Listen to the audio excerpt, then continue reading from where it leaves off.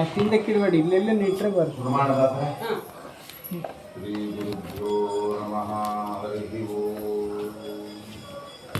ಜನ್ಮಾದ್ಯಸ್ಯ ಯತೋನ್ಮಯಾದಿತರತಶ್ಚಾರ್ಥೇನೇ ಬ್ರಹ್ಮಹೃದಾ ಯ ಆದಿಕವಯೇ ಮುಖ್ಯಂತೆ ಯಂ ಸೂರಯಃ ತೇಜೋ ವಾರಿಮೃತಾಂ ಯಥಾ ವಿನಿಮಯಃ ಯತ್ರ ತ್ರಿಸರ್ಗೋ ಮೃಷಾ ಧಾಮ್ನಾ ಸ್ವೇನ ಸದಾ ನಿರಸ್ತಕುಹಕಂ ಸತ್ಯಂ ಪರಂ ಧೀಮಹಿ. ಶ್ರೀಶಾದಿದೇವತಾರಂಭಾಂ ಶ್ರೀಮನ್ಮಧ್ವಸುಮಧ್ಯಮಾಂ ಸಾಕ್ಷಾನ್ಮದ್ಗುರುಪರ್ಯಂತಾಂ ವಂದೇ ಗುರುಪರಂಪರಾಂ. ದುರ್ವಾದಿಧ್ವಾಂತರವಯೇ ವೈಷ್ಣವೇಂದೇವರೇಂದವೇ ಶ್ರೀರಾಘವೇಂದ್ರ ಗುರವೇ ನಮಃ. ಅತ್ಯಂತ ದಯಾಳವೇ ಯಸ್ಯ ಪ್ರಚಂಡ ತಪಸಾ ಶುಚಿಗೀತ ಉತ್ಸಾಹ ತುಷ್ಟೋ ಹರಿಃ ಕಿಲ ವಸುಂವದತಾಮವಾಪ. ಶ್ರೀಮಧ್ವಸನ್ಮತ ಪಯೋನಿಧಿ ಪೂರ್ಣಚಂದ್ರಃ ಶ್ರೀ ವಿಷ್ಣುತೀರ್ಥಮುನಿರಾಟ್ ಮುದಮಾತನೋ. ಅನವದ್ಯ ಆತ್ಮಚಾರಿತ್ರ್ಯಂ ವಾದಿ ಸದ್ಯೋತಭಾಸ್ಕರಂ ವಿದ್ಯಾಮಾನ್ಯ ಗುರುಂ ವಂದೇ ವಿದ್ಯಾ ವಿದ್ಯೋತಭಾಸ್ವರಂ. ತಪಸ್ವಾಧ್ಯಾಯ ಶುಶ್ರೂಷಾ ಕೃಷ್ಣ ಪೂಜಾರತಂ ಮುನಿಂ ವಿಶ್ವೇಶಂ ಇಷ್ಟದಂ ವಂದೇ ಪರಿವ್ರಾಟ್ ಚಕ್ರವರ್ತಿನಂ. ಶ್ರೀ ಗುರುಭ್ಯೋ ನಮಃ. ಸರ್ವಗುರುಭ್ಯೋ ನಮಃ. ಸ್ವಸ್ತ್ಯಸ್ತು ಸಮಸ್ತ ಜಗದಾಂ ಸನ್ಮಂಗಲಾಶ್ರವಂತೋ ಲೋಕೈಕ ಶ್ರವಣ ಪಠನ ಮಾತ್ರೇಣ ವಕ್ತುಶ್ಚ ಶ್ರೋತॄಣಾಂ ಕಲಿಕೃತ ಅಖಿಲ ಕಲ್ಮಷ ಅಪನೋದನ ಪಟುತರೆ ಶ್ರೀಮದ್ಭಾಗವತೆ ಮೋಕ್ಷಾದ ಪುರುಷಾರ್ಥ ಸಾಧಿಕೆ ಅದ್ಯ ಕಥಾರಂಭೆ ಕಿಂಚಿತ್ ಪೂರ್ವಕಥಾನುವಾದ. ವೇದವ್ಯಾಸ ದೇವರು ರಚನೆ ಮಾಡಿದ ಶ್ರೀಮದ್ಭಾಗವತದ ದಶಮ ಸ್ಕಂದದಲ್ಲಿ ಶ್ರೀಕೃಷ್ಣ ಪರಮಾತ್ಮ ಅವತಾರವನ್ನು ಮಾಡಿ ತನ್ನ ಅವತಾರದ ಮಹೋನ್ನತವಾದ ಉದ್ದೇಶವಾದ ಈ ದೈತ್ಯ ಸಂಹಾರದ ಕಾರ್ಯಕ್ಕೆ ನಾಂದಿಯನ್ನು ಹಾಡೋದಕ್ಕೋಸ್ಕರ ಇನ್ನು 3 ತಿಂಗಳು ಆಗದೇ ಇರುವಾಗಲೇನೆ ಪೂತನಾ ಜೀವಿತ ಹರಹ ಪೂತನೆಯ ಸಂಹಾರವನ್ನು ಪರಮಾತ್ಮ ಮಾಡ್ತಾ ಇದ್ದಾನೆ. ಈ ಪೂತನೆಯೇ ತ್ರೇತಾಯುಗದಲ್ಲಿ ರಾಮದೇವರ ಕೈಯಿಂದ ಮೊದಲು ನಾಶವನ್ನ ಪಡೆದಿರತಕ್ಕಂತಹ ತಾಟಕಿ. ಆ ತಾಟಕಿಗೆ ಇಲ್ಲಿ ಮತ್ತೆ ಪೂತನೆಯಾಗಿ ದ್ವಾಪರ ಯುಗದಲ್ಲಿ ಬಂದಾಗ ಅಲ್ಲಿ ರಾಮನಾದ ಪರಮಾತ್ಮನೇ ಇಲ್ಲಿ ಕೃಷ್ಣನಾಗಿ ಬಂದಿದ್ದಾನೆ. ಆದ್ದರಿಂದ ಭಗವಂತ ಈ ದುಷ್ಟರು ಮತ್ತೆ ಮತ್ತೆ ಬರ್ತಾ ಇರ್ತಾರೆ ದೇವರಿಗೆ ದ್ರೋಹ ಮಾಡಿ ಪಾಪದ ಕೊಡ ತುಂಬಿಸ್ಕೊಳ್ಳಿಕ್ಕೆ. ಪರಮಾತ್ಮನು ಮತ್ತೆ ಮತ್ತೆ ರಾಮನಾಗಿ ಕೃಷ್ಣನಾಗಿ ಬರ್ತಾ ಇರ್ತಾನೆ. ಜೊತೆಗೆ ದೇವತೆಗಳು ಕೂಡ ತಮ್ಮ ತಮ್ಮ ಸಾಧನೆಯನ್ನು ಮಾಡ್ಕೊಳ್ಳಿಕ್ಕೆ ಕೃಷ್ಣಾವತಾರ ರಾಮಾವತಾರಗಳನ್ನು ಅವರು ಮುಖ್ಯವಾಗಿ ಇಟ್ಕೊಂಡು ಅವತಾರ ಮಾಡ್ತಾ ಇರ್ತಾರೆ. ಆ ಹಿನ್ನೆಲೆಯಲ್ಲಿ ಭೂತನಿ ಬಾಲಘಾತಿನಿ ಅಂತ ಅವಳು ಸಣ್ಣ ಮಕ್ಕಳನ್ನ ಕೊಳ್ಳೋದ್ರಲ್ಲಿ ನಿಸ್ಸೀಮಳು. ಆ ಥರ ಅವಳು ಬರುವಾಗ ಒಳ್ಳೆ ರೂಪ ತಗೊಂಡು ಬಂದಿದ್ದಾಳೆ. ಯಾಕೆಂದ್ರೆ ಕೃಷ್ಣ ಮಥುರೆಯಿಂದ ಗೋಕುಲಕ್ಕೆ ಬಂದಿದ್ದಾನೆ. ಆ ಕೃಷ್ಣನನ್ನ ಹುಡುಕಿಸಿ ಕೊಲ್ಲಿಸ್ಬೇಕು ಅಂತ ರಾತ್ರಿಯ ತೀರ್ಮಾನ ಮಾಡಿ ಆ ಮೊಟ್ಟ ಮೊದಲು ಬಲಿಗಾಗ್ಲಿಕ್ಕೋಸ್ಕರ ಇಲ್ಲಿ ಪೂತನೆಯನ್ನ ಕಳಿಸಿದಾಗ ಅವಳು ಸುಂದರ ರೂಪವನ್ನು ತೆಗೆದುಕೊಂಡು ಬಂದಿದ್ದಾಳೆ. ಆ ಸಮಯದಲ್ಲಿ ಯಶೋದೆ ಮಗುವನ್ನು ಎತ್ತಿ ಮುದ್ದಾಡಿಸ್ತಾ ಇರುವಾಗ ಅಯ್ಯೋ ನನ್ ಕೊಡಿ ನಾನು ಎತ್ಕೊಳ್ತೀನಿ ಅಂತ ಹೇಳಿ ಯಾರ್ಯಾರ್ದು ಕೈಯಲ್ಲಿ ಮಗು ಕೊಟ್ಟರೆ ಭಾರಿ ಅನರ್ಥ. ಆದ್ದರಿಂದ ಆ ಥರ ಕೊಟ್ಟಾಗ ಆ ಮಗುವಿನಾಗೆ ಹಾಲು ಕುಡಿಸ್ತೇನೆ ಅಂತ ಅಲ್ಲಿ ಇವಳೇನು ಹಾಲು ಕುಡಿಸೋದು ತಾಯಿನೇ ಕುಡಿಸ್ತಾ ಇದ್ದ. ಆದರೂ ಕೂಡ ಕೃಷ್ಣ ಕುಡಿದ. ಯಾಕೆಂದ್ರೆ ಅವಳ ರಕ್ತ ಕುಡಿದು ಸಾಯಿಸುವುದಕ್ಕೋಸ್ಕರ ಅವಳ ಕ್ಷೀರಪಾನ ಮಾಡ್ತಾ ಇದ್ದ.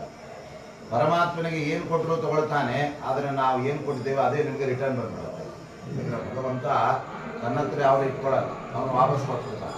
ನೀವು ವಿಷ ಹಾಕಿ ನನ್ಗೆ ಕೊಲ್ಲಕ್ಕೆ ಬಂದಿದೆಯಾ, ಅದೇ ವಿಷ ನಿನ್ನ ಮರಣಕ್ಕೆ ಕಾರಣ ಆಗ್ತದೆ.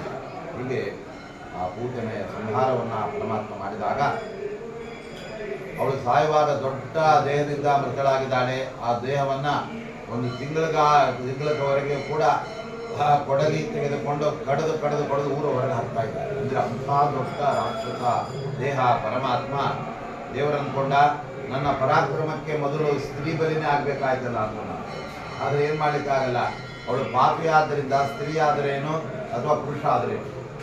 ಈಗ ಹಾವಿನ ಮರಿ ಸಣ್ಣದಾದ ಬಿಡಿ ಅಂತ ಬಿಟ್ಟರೆ ಒಳ ಬಂದು ಕಚ್ಚಿ ಸಾಯಿಸ್ತದೆ. ಹಾಗೆ ದುಷ್ಟರನ್ನ ಸ್ತ್ರೀಯರು ಪುರುಷರು ಅಥವಾ ಸಣ್ಣವರು ದೊಡ್ಡವರು ಅಂತಿಲ್ಲ. ಆ ಥರ ಪರಮಾತ್ಮ ಸಂಹಾರ ಮಾಡಿದ್ದೆ ಅವನು ಪರಿತ್ರಾಣಾಯ ಸಾಧೂನಾಂ ವಿನಾಶಾಯ ದುಷ್ಕೃತಾಂ ಅಂತ. ಅದಾದ ನಂತರದಲ್ಲಿ ತೃಣಾವರ್ತ ಅಂತ ಅವನು ಶಕಟಾಸುರ ಇವರೆಲ್ಲರ ಆ ಯಮಾಲಯಕ್ಕೆ ಅವರ ಪರಮಾತ್ಮ ಅವನು ಕಳಿಸ್ಕೊಡ್ತಾ ಇದ್ದಾನೆ. ಇವರೆಲ್ಲ ಕಂಸನ ಭೃತ್ಯರು. ಕಂಸೇನ ಪ್ರಹಿತ ಅಂತ ಅವರೆಲ್ಲ ಕೃಷ್ಣನನ್ನು ಕೊಂದ್ಬಿಡ್ತೇವೆ ಅಂತ ಬಂದಿದ್ದಾರೆ. ಆದರೆ ಅವ್ರಿಗೆ ಗೊತ್ತಿಲ್ಲ ಇವರೇನೆ ಕೃಷ್ಣನ ಕೈಯಲ್ಲಿ ಸಾಯಲಿಕ್ಕೆ ಬಂದಿದ್ದೇವೆ ಅಂತ ಅವ್ರಿಗೆ ಗೊತ್ತಿಲ್ಲ. ಹೇಗೆ ಸಿಂಹದ ಗುಹೆಗೆ ಜಿಂಕೆ ಬಂದು ಸತ್ತೋದಾಗ ಪರಮಾತ್ಮನ ಕೈಯಲ್ಲೇ ಅವರು ಮರಣವನ್ನು ಪಡಿತಕ್ಕಂಥದ್ದಾಗ್ತಾ ಇದೆ. ಹೀಗೆ ಭಗವಂತ ಒಬ್ಬೊಬ್ಬರನ್ನೇ ಸಂಹಾರ ಮಾಡ್ತಾ ತನ್ನ ಒಂದು ಆ ಕುಲ ಕಸುವಿನಂತೆ ಅಲ್ಲಿ ಆ ಹಾಲು ಮೊಸರು ಬೆಣ್ಣೆಗಳನ್ನು ಮಾರುವವರ ಮನೆಯಲ್ಲಿ ಅವತಾರ ಮಾಡಿದಂತಹ ಕೃಷ್ಣ ಮನೆಯಲ್ಲಿ ಬೇಕಾದಷ್ಟು ಕೊಟ್ಟರು ಕೂಡ ಇನ್ನೊಬ್ಬರ ಮನೆಯಲ್ಲಿ ಹೋಗಿ ಕದ್ದು ತಿನ್ನುವ ಒಂದು ಮಕ್ಕಳ ಸ್ವಭಾವ ದೇವರು ತೋರಿಸ್ತಾ ಇದ್ದಾರೆ. ಆದರೆ ಪರಮಾತ್ಮ ಕಳ್ಳತನ ಮಾಡಿದ ಅಂತ ನಾವು ಯಾವುದೂ ತಿಳ್ಕೊಳ್ಬಾರ್ದು. ಯಾಕೆ ಅಂದರೆ ಪರಮಾತ್ಮ ಅವನು ಕಳ್ಳ ಆಗಲಿಕ್ಕೆ ಅವನದ್ದಲ್ಲದನ್ನು ಅವನು ತಗೊಂಡ್ರೆ ಕಳ್ಳ ಆಗ್ತಾನೆ. ಈಗ ತನ್ನದೇ ಎಲ್ಲವೂ ಕೂಡ ಜಗತ್ತಿನಲ್ಲಿ ಇರೋದು. ಈಶಾವಾಸ್ಯಮಿದಂ ಸರ್ವಂ ಯತ್ಕಿಂಚ ಜಗತ್ಯಾಂ ಜಗತ್, ಎಲ್ಲ ಅವನೇ ಸೃಷ್ಟಿ ಮಾಡಿದ್ದು ಅವನದ್ದೇ. ನೀವು ಸ್ವಲ್ಪ ಸಮಯ ಇಟ್ಕೊಳ್ಳಿ ಅಂತ ಕೊಟ್ಟಿರ್ತಾನೆ. ಆ ಸಮಯದಲ್ಲಿ ಅವನು ತಗೊಂಡದ್ದರಿಂದ ಯಾವ ಕಳ್ಳತನ ಇಲ್ಲ ಅಂತ ಇದಕ್ಕೆ ನಮ್ಮ ರಾಘವೇಂದ್ರ ಸ್ವಾಮಿಗಳು ರಾಮಚಾರಿತ್ರ ಮಂಜರಿ ಕೃಷ್ಣಚಾರಿತ್ರ ಮಂಜರಿ ಅಂತ ರಚನೆ ಮಾಡಿ ಅದರಲ್ಲಿ ಯಾಕೆ ಪರಮಾತ್ಮ ಹೋದ ಬೆಣ್ಣೆ ಕದಿಲಿಕ್ಕೆ ಅಂತ ಅವ್ರ ಕಾರಣ ಹೇಳ್ತಾರೆ. ಗೋಪಿಗೆ ಹೇಷು ಭಾಂಡ ಸ್ಥಿತಂ ಹೃದಯ ಕ್ಷೀರ ದಧ್ಯಾದಿ ಮುಷ್ಣನ್ ಅಂತ ಹೇಳ್ತಾರೆ. ಗೋಪಿಕಾಸ್ತ್ರೀಯರ ಮನೆಗೆ ಹೋಗಿ ಅವ್ರ ಮೇಲೆ ಕರುಣೆಯಿಂದ ಆ ಹಾಲು ಮೊಸರು ಬೆಣ್ಣೆಗಳನ್ನು ಕದ್ದ ಅಂತ ಹೇಳ್ತಾರೆ. ಅಲ್ಲ ರೀ, ಕರುಣೆಯಿಂದ ಯಾರಾದ್ರೂ ಕದೀತಾರ? ನಿಮ್ಗೆ ದೊಡ್ಡದೇ ನಿಮ್ಮ ಮೇಲೆ ಕರುಣೆ ಆಗಲಿ ಅಂತ ಕದೀಲಿಕ್ಕಾಗತ್ತಾ? ಆದರೆ ಪರಮಾತ್ಮ ಆ ಥರ ಮಾಡ್ಬೋದು. ಯಾಕೆ ಅಂದರೆ ದೇವರಿಗೆ ಅದು ಅರ್ಪಣೆ ಆದಾಗ ದೇವರಿಂದ ಅವರಿಗೆ ಅನುಗ್ರಹ ಆಗುತ್ತೆ. ಆದ್ರಿಂದ ಅವರೆಲ್ಲ ದೇವರೇ ನಿನಗೆ ಅರ್ಪಣೆಯಪ್ಪ ಅಂತ ಮನಸ್ಸಲ್ಲಿ ಅನುಸಂಧಾನ ಮಾಡ್ತಾರೆ. ಆ ದೃಷ್ಟಿಯಿಂದ ಪರಮಾತ್ಮ ಯಾರೆಲ್ಲ ದೇವರಿಗೆ ಅರ್ಪಣೆ ಮಾಡಿಲ್ಲ ಅವರ ಮನೆಗೆ ಹೋಗಿ ಅದನ್ನು ಸ್ವೀಕಾರ ಮಾಡ್ತಾರೆ. ಹೀಗೆ ದೇವರು ಬೆಣ್ಣೆಯನ್ನ ಮೈಗೆಲ್ಲ ಲೇಪನ ಮಾಡ್ಕೊಳ್ತಾ ಇದ್ದಾರೆ. ಅದೇನು ಬೆಣ್ಣೆ ಮೈಗೆಲ್ಲ ಯಾಕೆ ಲೇಪನ ಮಾಡ್ತಾರೆ ಅಂದರೆ ಈ ನವನೀತಕ್ಕೆ ಅಭಿಮಾನಿ ದೇವತೆ ಯಾರು ಅಂದರೆ ಅದು ವಾಯುದೇವರು, ಮುಖ್ಯ ಪ್ರಾಣದೇವರು. ನನಗೆ ಪ್ರಾಣದೇವರು ಅಂದರೆ ಇಷ್ಟ, ಅದಕ್ಕೆ ಅವ್ರ ಮೈ ಮೇಲೆ ಕುಡಿಸ್ಕೊಳ್ತೀನಿ ಅನ್ನೋ ಥರ ಮೈಗೆಲ್ಲ ನವನೀತ ಅದನ್ನು ಲೇಪನ ಮಾಡ್ಕೊಂಡಿರ್ತಾರೆ. ಹಾಗೆ ಯಾಕೆ ವಾಯುದೇವರಿಗೆ ನವನೀತ ಅಂತ ಹೆಸರು ಅಂತ ಹೇಳಿದ್ರೆ ನಮ್ಮ ದೇಹದ ಒಳಗಡೆ ಹೊಸ ಹೊಸ ಉಸಿರನ್ನು ಹೊರಗಡೆ ತಂದು ನಮ್ಮನ್ನು ಬದುಕಿಸ್ತಕ್ಕಂಥವ್ರು ವಾಯುದೇವರು. ಹಳೆ ಉಸಿರಾಟ ಅಲ್ಲ, ಪ್ರತಿ ಬಾರಿ ಹೊಸ ಉಸಿರಾಟ, ನವ ಹೊಸದಾಗಿ ನೀತ ಕರಲ್ಪಟ್ಟದ್ದು ಯಾವುದು ನಮ್ಮ ಶ್ವಾಸೋಚ್ಛ್ವಾಸ. ಬಂದರೆ ಅದು ಹೊಟ್ಟೋಯ್ತು, ಮತ್ತೆ ಅದು ಬರಲ್ಲ, ಹೊಸ ಹೊಸ. ಆ ಥರ ನವನೀತ ಅನ್ನೋ ವಾಯುದೇವರು. ಅವರನ್ನೆಲ್ಲ ಬೆನ್ನ ಮೇಲೆ ಮೈ ಮೇಲೆಲ್ಲ ಹಾಕ್ಕೊಂಡು ನೋಡಿ ನಿನಗೆ ಯಾರು ಇಷ್ಟ ಕೃಷ್ಣ ಅಂತ ಹೇಳಿದ್ರೆ ಈ ನವನೀತಕ್ಕೆ ಯಾರು ಅಭಿಮಾನಿ? ವಾಯುದೇವರು, ಅವರೇ ಇಷ್ಟ. ನಮ್ಗೆ ಯಾರು ಇಷ್ಟ ಅವ್ರ ಮೈ ಮೇಲೆ ಹಾಕೋತೀವಿ. ಸಣ್ಣ ಮಗು ಇತ್ತು ಅಂದರೆ ಮೈ ಮೇಲೆ ಹಾಕೊಳ್ಳೋದೇ, ನಾನು ಎತ್ಕೊಳ್ಳೋದೇ, ಎದ್ರ ಮೇಲೆ ಕೂಡಿಸ್ಕೊಳ್ಳೋದೇ, ಯಾಕೆ ನಮ್ಗೆ ಇಷ್ಟ. ಆ ಥರ ಪರಮಾತ್ಮ ಮಾಡ್ತಾ ಇದ್ದಾನೆ. ನವನೀತಾದಿಹರಣಂ ಬಂಧನಂ ಚಾಪ್ಸು ಲೋಕಲೇ. ಪರಮಾತ್ಮ ಬೇರೆ ಬೇರೆಯವ್ರ ಮನೆಗೆ ಹೋಗಿದ್ದು ಯಾಕೆ ಅಂತ ಹೇಳಿದ್ರೆ ಅವರೆಲ್ಲ ಕೃಷ್ಣನಿಗೆ ಬೆಣ್ಣೆ ಮೊಸರು ಕೊಡ್ತಾ ಇದ್ರು. ಲೋಭದಿಂದ ಅವರು ತಾವೇ ಸಂಗ್ರಹ ಮಾಡಿ ಅದನ್ನು ಮಾರಾಟ ಮಾಡಿ ಅಲ್ಲೆಲ್ಲ ಒಂದು ಡೈರಿ ಅಂತ ತೆಗೆದುಬಿಟ್ಟು ಗೋಕುಲ ಡೈರಿ ದುಡ್ಡು ಮಾಡೋ ಕೆಲಸ ಮಾಡ್ತಾ ಇದ್ರು. ಪರಮಾತ್ಮ ನೋಡಿದ ಇವರು ಈ ಜನ್ಮದಲ್ಲೇ ನನಗೆ ಅರ್ಪಣೆ ಮಾಡಿ ಪುಣ್ಯ ಗಳಿಸಬೇಕಾಗಿದೆ, ಲೋಭದಿಂದ ಅರ್ಪಣೆ ಮಾಡದೇ ಇದ್ರೆ ಮುಂದಿನ ಜನ್ಮಕ್ಕೆ ಮಾತ್ರ ಅವಕಾಶ ಇದೆ. ಯಾಕಂದ್ರೆ ಅಲ್ಲಿ ಮುಗಿತು ರಾಮಾವತಾರ ಕೃಷ್ಣಾವತಾರ. ಆಚಾರ್ಯ ಹೇಳ್ತಾರೆ ಪೂರ್ವಂ ಯೈಹಿ ಊನಂ ಕೃತಂ ತತ್ರ ಅತ್ರ ಪೂರೈಷ್ಯತೆ ಅಂತ ಹೇಳ್ತಾರೆ. ಅಲ್ಲಿ ಯಾವ್ದು ಕಡಿಮೆ ಪುಣ್ಯ ಮಾಡಿದ್ರೋ ಅವ್ರಿಗೆ ಇಲ್ಲಿ ಪೂರ್ಣ ಮಾಡ್ಕೊಂಡ್ಬಿಡ್ಬೇಕು, ಮತ್ತೆ ಪುನಃ ಇನ್ನೊಮ್ಮೆ ಯಾವಾಗ ಬರ್ಬೇಕಾಗ್ತದೆ. ನಾವು ಪರಮಾತ್ಮನಿಗೆ ಅವರು ಸಜ್ಜನರಾದ್ರಿಂದ ಸಮರ್ಪಣೆ ಮಾಡಿ ದೇವರೇ ನೀನೇ ಕೊಟ್ಟದ್ದು ನಿನಗೆ ಅಂದರೆ ಪುಣ್ಯ ಬರ್ತಾ ಇತ್ತು. ಆದರೆ ಅವ್ರು ಮಾಡುವಲ್ಲ, ಯಾಕಂದ್ರೆ ಲೋಭ, ನಮಗೆ ಇರಲಿ ಎಲ್ಲ ಅಂತ. ದೇವರೇನು ಮಾಡಿದ, ನೀವು ಕೊಡದೆ ಇದ್ರೆ ನಾನೇ ತಗೋತೀನಿ. ಈ ಪರಮಾತ್ಮ ಹೇಗೆ ಅಂದರೆ ನೀವು ಕೊಟ್ಟು ಪುಣ್ಯ ಕಳಿಸ್ಕೊಡಿ ಅದಕ್ಕೆ ಹುಟ್ಟಿದ್ದೀನಿ ಅಂತ ಕಳಿಸಿದಾಗ ನಮಗೆ ಆಮೇಲೆ ಕೊಡೋಣ ನಾಳೆ ಕೊಡೋದೇ. ಯಾರೊಬ್ಬ ಏನು ಹೇಳಿದ, ದೇವರೇ ನೀನು ನಂಗೆ ಅನುಗ್ರಹ ಮಾಡಿದರೆ ಒಳ್ಳೆ ಗೌರ್ಮೆಂಟ್ ಕಲಿಸಿದ್ರೆ ಉಂಗುರನೇ ಕೊಟ್ಬಿಡ್ತೀನಿ ಅಂತೇಳಿ ದೇವ್ರ ಹತ್ರ ಬಂಗಾರದ ಉಂಗುರ ತೋರಿಸೋದು. ಆವಾಗ ಆಮೇಲೆ ಕೆಲಸ ಇತ್ತು, ಹೋಗ್ಬೇಕಾದ್ರೆ ಅವನು ಉಂಗುರ ಹಾಕ್ಲೇ, ಅದ್ರ ಬದಲು ಬೇರೆ ಹಿಂಗೆ ಹಾಕ್ಲಿಕ್ಕೆ ಹೋದ, ಅದ್ರ ಜೊತೆ ಉಂಗುರನ ಬಿಟ್ಬಿಡ್ತಾರೆ. ಯಾಕಂದರೆ ದೇವ್ರು ಹಂಗೆಲ್ಲ ಬಿಡಲ್ಲ, ಇಲ್ವಾ ಶಕ್ತಿ ಇದೆ. ನೀವು ಒಂದು ಕೊಡದೆ ಲೇಟ್ ಮಾಡಿದರೆ ಡಬಲ್ ತೋರ್ತೀನಿ, ಪೆನಾಲ್ಟಿ ಹಾಕ್ಬೇಕು. ಆ ಥರ ಪರಮಾತ್ಮನಿಗೆ ಅರ್ಪಣೆ ಮಾಡಬೇಕಾದನ್ನು ನಾವು ಅರ್ಪಣೆ ಮಾಡಲೇಬೇಕು. ಅವ್ರು ಮಾಡದೇ ಇದ್ದರೆ ಪರಮಾತ್ಮ ತಾನೇ ಸ್ವೀಕಾರ ಮಾಡ್ತಾನೆ. ಈಗ ನೋಡಿ ಕುಚೇಲ ಅವಲಕ್ಕಿಯನ್ನು ಕೊಡಬೇಕಾಗಿತ್ತು, ಅವನು ಕೊಟ್ಟಿರಲಿಲ್ಲ, ದೇವರೇ ಪಡಯ ಅಂತ ಕಸ್ಕೊಂಡ್ಬಿಟ್ಟು ಅದು ತಿಂದ ಮೇಲೆ ಅವನಿಗೆ ಪ್ರಾರಬ್ಧ ಹೋಗಿ ಆಮೇಲೆ ಅವನಿಗೆ ಸಂಪತ್ತು ಬರ್ತಕ್ಕಂಥ. ಆದ್ದರಿಂದ ಆ ಸಮಯದಲ್ಲಿ ನೋಡಿ ಮಕ್ಕಳೇನು ಮಾಡ್ತಾವೆ, ಬಾಯಲ್ಲಿ ಏನೋ ಇಟ್ಕೊಂಡ್ಬಿಟ್ಟಿರ್ತಾವೆ, ತೆಗಿ ಅಂದ್ರೆ ತೆಗೋದಿಲ್ಲ.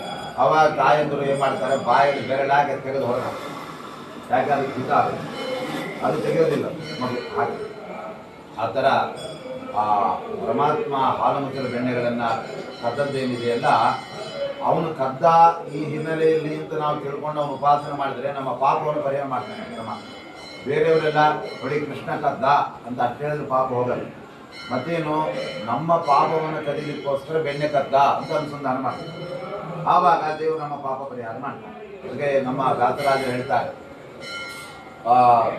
ಏನು ಅಂತ ಹೇಳಿದ್ರೆ, ಜಾರತ್ವವನ್ನು ಮಾಡಿದ ಪಾಪಗಳಿಗೆಲ್ಲ ಹೇ ಗೋಪಿ ಜನಜಾರ ಎಂದರೆ ಸಾಲದೆ, ಚೋರತ್ವವನ್ನು ಮಾಡಿದ ಪಾಪಗಳಿಗೆಲ್ಲ ಹೇ ನವನೀತ ಚೋರ ಎಂದರೆ ಸಾಲದೆ ಅಂತ ಹೇಳ್ತಾರೆ.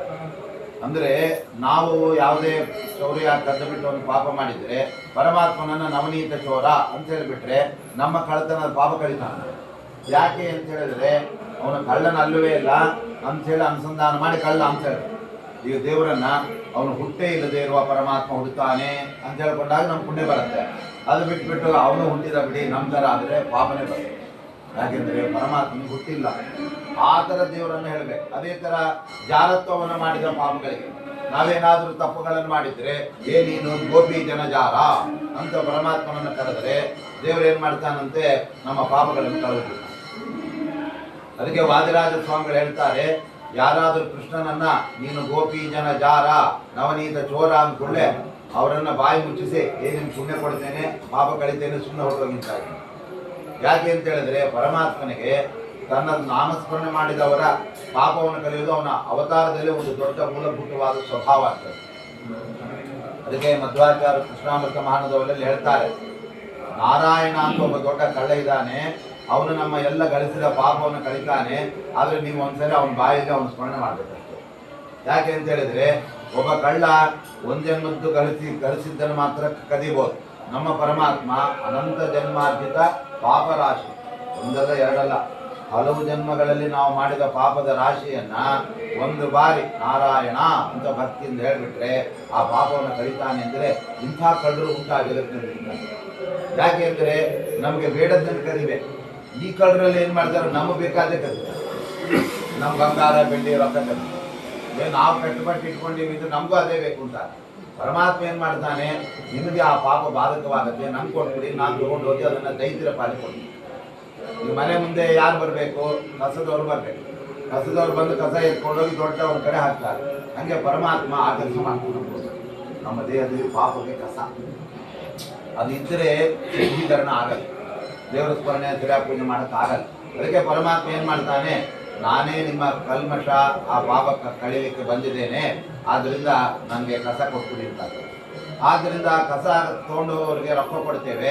ಪರಮಾತ್ಮನನ್ನ ನಾಮಸ್ಮರಣೆ ಮಾಡಿದರೆ ಆ ಪರಿವಾರ ಮಾಡ್ತಾನೆ ಅಂತ ಅದರ ಭಗವಂತನ ಬಗ್ಗೆ ಹೇಳ್ತಾ ಇದ್ದಾರೆ. ಹೀಗೆ ಭಗವಂತ ನಿದ್ದೆ ಮಾಡಬೇಕಾಗಿದೆ. ನಿದ್ದೆ ಮಾಡುವ ಸಮಯದಲ್ಲಿ ಎಲ್ಲ ಮಕ್ಕಳು ಕೂಡ ಏನು ಮಾಡ್ತಾರೆ, ತಾಯಿ ಎದೆ ಹಾಲು ಕುಡಿಸುವಾಗ ಅಲ್ಲೇ ನಿದ್ದೆ ಮಾಡ್ತಾ ಕುಡಿತಾ ಮಲ್ಕೊಂಡು ಮಲಗಿಸೋದು ಬರ್ತೇವೆ ಬೇಕಿಲ್ಲ. ಯಾಕಂದ್ರೆ ಮಕ್ಕಳಿಗೆ ಎರಡೇ ಪ್ರೋಗ್ರಾಮ್, ಒಂದು ಹಾಲು ಕುಡಿಯೋದು ಬಂದು ಇನ್ನೊಂದು ಪ್ರೋಗ್ರಾಮ್ ಇದೆ. ಆದರೆ ಪರಮಾತ್ಮ ನಿದ್ದೆ ಮಾಡ್ತಾ ಇದ್ದಾರೆ. ಯಾಕೆ ಅಂದರೆ ಅವ್ನು ನಿದ್ರೆಯಿಂದ ಗೊತ್ತೇ ಇಲ್ಲ, ನಿದ್ದೆನೇ ಮಾಡಿದವನಲ್ಲ. ಆವಾಗ ತೊಟ್ಲಲ್ಲಿ ಹಾಕಿದ್ರೆ ಮಲಗ್ತಾನೆ ಅಂತ ಕೃಷ್ಣನನ್ನ ತೊಟ್ಲಲ್ಲಿ ಹಾಕಿದರೆ ಆವಾಗ ನಿದ್ದೆನೇ ಮಾಡ್ತಾ ಇಲ್ಲ. ಆವಾಗ ಪರಮಾತ್ಮ ನಿದ್ದೆ ಮಾಡದೇ ಇರೋದನ್ನು ನೋಡಿ ಯಶೋದೆ ಹೇಳ್ತಾ ಇದ್ದಾಳೆ, ನಿದ್ರಾಮಾಶ್ರಯ ಕಿಂ ತದಾಶ್ರಯ ಫಲಂ ಗುಪ್ತಂ ವ್ರಜೇ ಜೀರ್ಣತಾ ನಿದ್ರಾ ಕಾಂಬ ನಿಮೀಲಿತಾಕ್ಷಿ ಯುಗಲಃ ಪ್ರಾಜ್ಞಂ ಯದಾ ಲಿಂಗತಿ. ಕೃಷ್ಣ ಕೇಳ್ತಾ ಇದ್ದಾನೆ ಯಶೋದೆಗೆ, ನಾನು ನಿದ್ದೆ ಮಾಡ್ತಾ ಇದ್ದರೆ ಎಬ್ಬಿಸ್ಬಿಡ್ತೀನಿ, ಹಾಲು ಕುಡಿ ಅಂತ. ನಿದ್ದೆ ಬರದೇ ಇದ್ರೆ ನಿದ್ದೆ ಮಾಡುವಂತ ಒತ್ತಾಯ ಮಾಡ್ತೀನಿ, ನಿಮ್ದೇನ್ ಕತೆ ಅಂತ. ಆವಾಗ ಆಯ್ತು, ಅಷ್ಟು ನಿದ್ದೆ ಮಾಡಬೇಕು ಅಂದ್ರೆ ನಂಗೆ ನಿದ್ದೆ ಅಂದ್ರೆ ಏನು ಹೇಳು ಅಂತ ಕೇಳಿದ್ರು. ಅದಕ್ಕೆ ಪರಮಾತ್ಮ ನಿದ್ದೆ ಏನು ಅಂತ ಕೇಳಿದ್ರೆ ದೇವರಿಗೆ ಲಕ್ಷ್ಮಿ ಯಶೋದೆ ಹೇಳ್ತಾ ಇದ್ದಾಳೆ, ನಿಮೀಲಿತಾಕ್ಷಿ ಯುಗಲಃ ಪ್ರಾಜ್ಞಂ ಯದಾ ಲಿಂಗತಿ. ನಾವು ಕಣ್ಣನ್ನ ಮುಚ್ಚಿ ಪ್ರಾಜ್ಞನಾಮಕ ಪರಮಾತ್ಮನನ್ನ ಆಲಿಂಗನ ಮಾಡ್ಕೊಂಡ್ರೆ ಅದೇ ನಿದ್ದೆ ಅಂತ. ಅದಕ್ಕೆ ಪರಮಾತ್ಮ ಇಷ್ಟೇನಾ ನಿದ್ರೆ ಅಂದ್ರೆ ಅಂತ ತನ್ನನ್ನೇ ತಾನು ಆಲಿಂಗನ ಮಾಡ್ಕೊಂಡ, ತನಗೆ ತಾನೇ ಪ್ರಾಜ್ಞೆ ಅನ್ಕೊಂಡ್ಬಿಟ್ಟ, ನಿದ್ದೆ ಮಾಡಿದೆ ಅಂತ ಹೇಳಿ. ಆಯ್ತು, ನಿದ್ದೆ ಮಾಡಿದ್ರಿಂದ ಏನು ಲಾಭ ಆಗುತ್ತೆ ಅಂದ್ರೆ ಯಶೋಧ ಹೇಳ್ತಾ ಇದ್ದಾಳೆ, ಭುಕ್ತಂ ರಜೆ ಜೀರ್ಣತ. ನೀನು ಹಾಲು ಕುಡಿದೇ ಇಲ್ಲಪ್ಪ, ಎಲ್ಲ ಕೂಡ ಜೀರ್ಣ ಆಗುತ್ತೆ ಅಂತ ಅದಕ್ಕೋಸ್ಕರ ಮಾಡ್ಬೇಕು, ಇಲ್ಲ ಅಂದ್ರೆ ಅಜೀರ್ಣ ಆಗುತ್ತೆ ಅಂತ. ಅಮ್ಮ ಆಯ್ತು, ನಾನೇ ನನ್ನನ್ನು ಆಲಿಂಗನ ಮಾಡಿಕೊಂಡು ನಿದ್ರೆ ಮಾಡಿದೆ, ಪ್ರಾಜ್ಞನ ಆಲಿಂಗನ ಆಗೋಯ್ತು, ಈಗ ನಾನು ಉನ್ನತೆಲ್ಲ ಜೀರ್ಣ ಆಗಿದೆ, ತಿರ್ಗಾ ಹಾಲು ಕೊಡುತ್ತೆ. ಅವಾಗ ಯಶೋಧೆ ಅಂದ್ಕೊಂಡು ಈ ಥರ ಪದೇ ಹಾಲು ಕೊಡ್ತಾ ಕೂತ್ಕೊಂಡು ನಂಗಲ್ಲಿ ಎಲ್ಲ ಆಗುತ್ತೆ, ನೀವು ಏನಾರು ಮಾಡೋದು ಹೋಗ್ಬೋದು. ಅಂದರೆ ಪರಮಾತ್ಮ ತನಗೆ ನಿದ್ರೆ ಇಲ್ಲ ಅನ್ನೋದನ್ನು ಆ ರೀತಿಯಾಗಿ ಅಲ್ಲಿ ತೋರಿಸ್ತಾ ಇದ್ದಾನೆ. ಆಮೇಲೆ ಮುಂದೆ ಪರಮಾತ್ಮ ಮಾಡಿದ್ದೇನು ಅಂದರೆ ಬಂಧನಂಚಾಪಿ ಲೂಖಲೆ. ಲೂಖಲ ಅಂದರೆ ಯಾವುದು? ಹೊರಳು.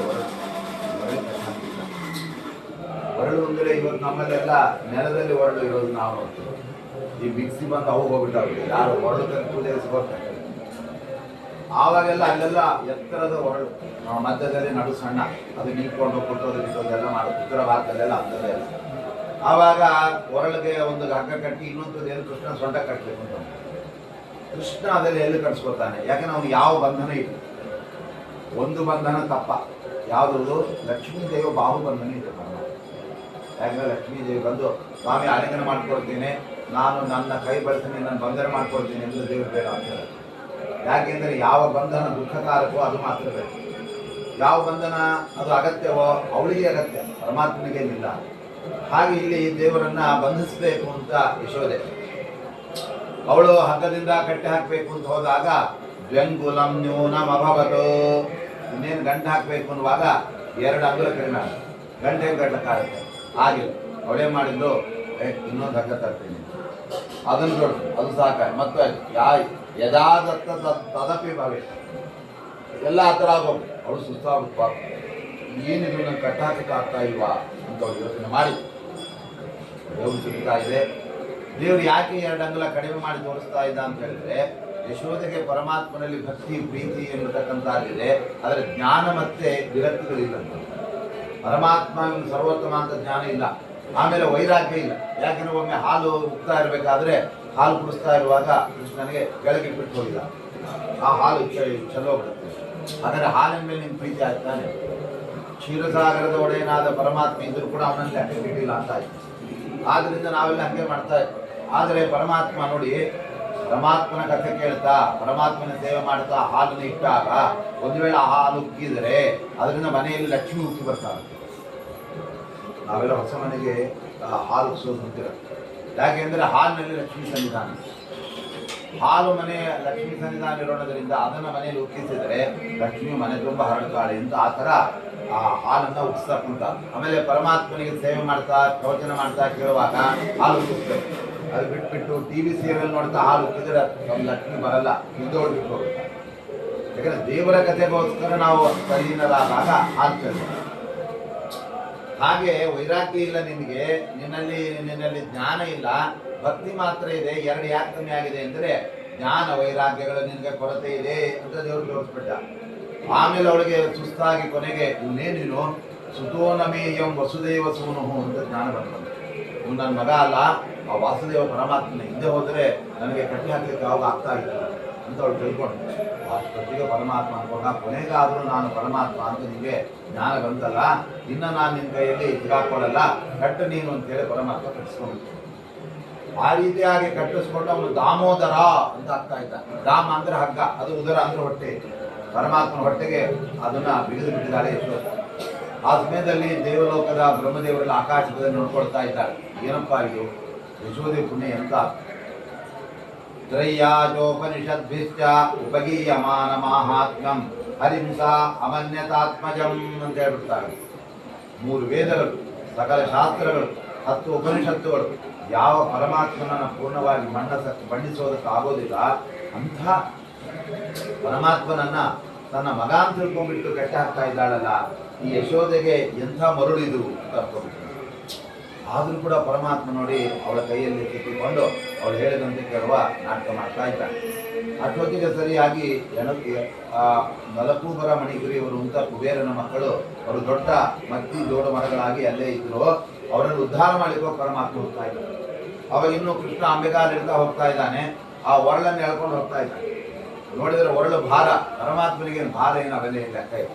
ಹೋದ ಜೋಡ ಮತ್ತಿ ಮರಗಳ ಮಧ್ಯದಲ್ಲಿ ಹೋದ ಕೃಷ್ಣ, ಆ ಕಡೆ ಹೋದ, ಎಳೆದ, ಅದು ಕಲ್ಲು ಎಳೆದ, ಪಟ ಪಟ ಪಟ ಪಟ 2 ಹೋಳಾಗಿ ಅದರಿಂದ 2 ಗಂಧರ್ವರು ಇರ್ತಾರೆ. ಅವರು ಕುಬೇರನ ಮಕ್ಕಳು. ಅವರು ಒಮ್ಮೆ ಸ್ನಾನ ಮಾಡ್ತಾ ಇದ್ದಾಗ ಮಹಿಳೆಯರ ಜೊತೆಗೆ ಇವರು ಬಟ್ಟೆನೇ ಹಾಕೊಂಡಿದ್ದಿಲ್ಲ. ನಾರದರು ಬಂದಾಗ ಹೆಣ್ಮಕ್ಳೆಲ್ಲ ಹೋಗ್ಬಿಟ್ರು. ಇವ್ರು ಹಾಗೆ ನಿಂತಿದ್ರು. ನಾರದರು ಹೇಳಿದ್ರು, ನಿಮ್ಮ ಬುದ್ಧಿಗಿಂತ ಇದೆಯಾ ನಿಮಗೆ?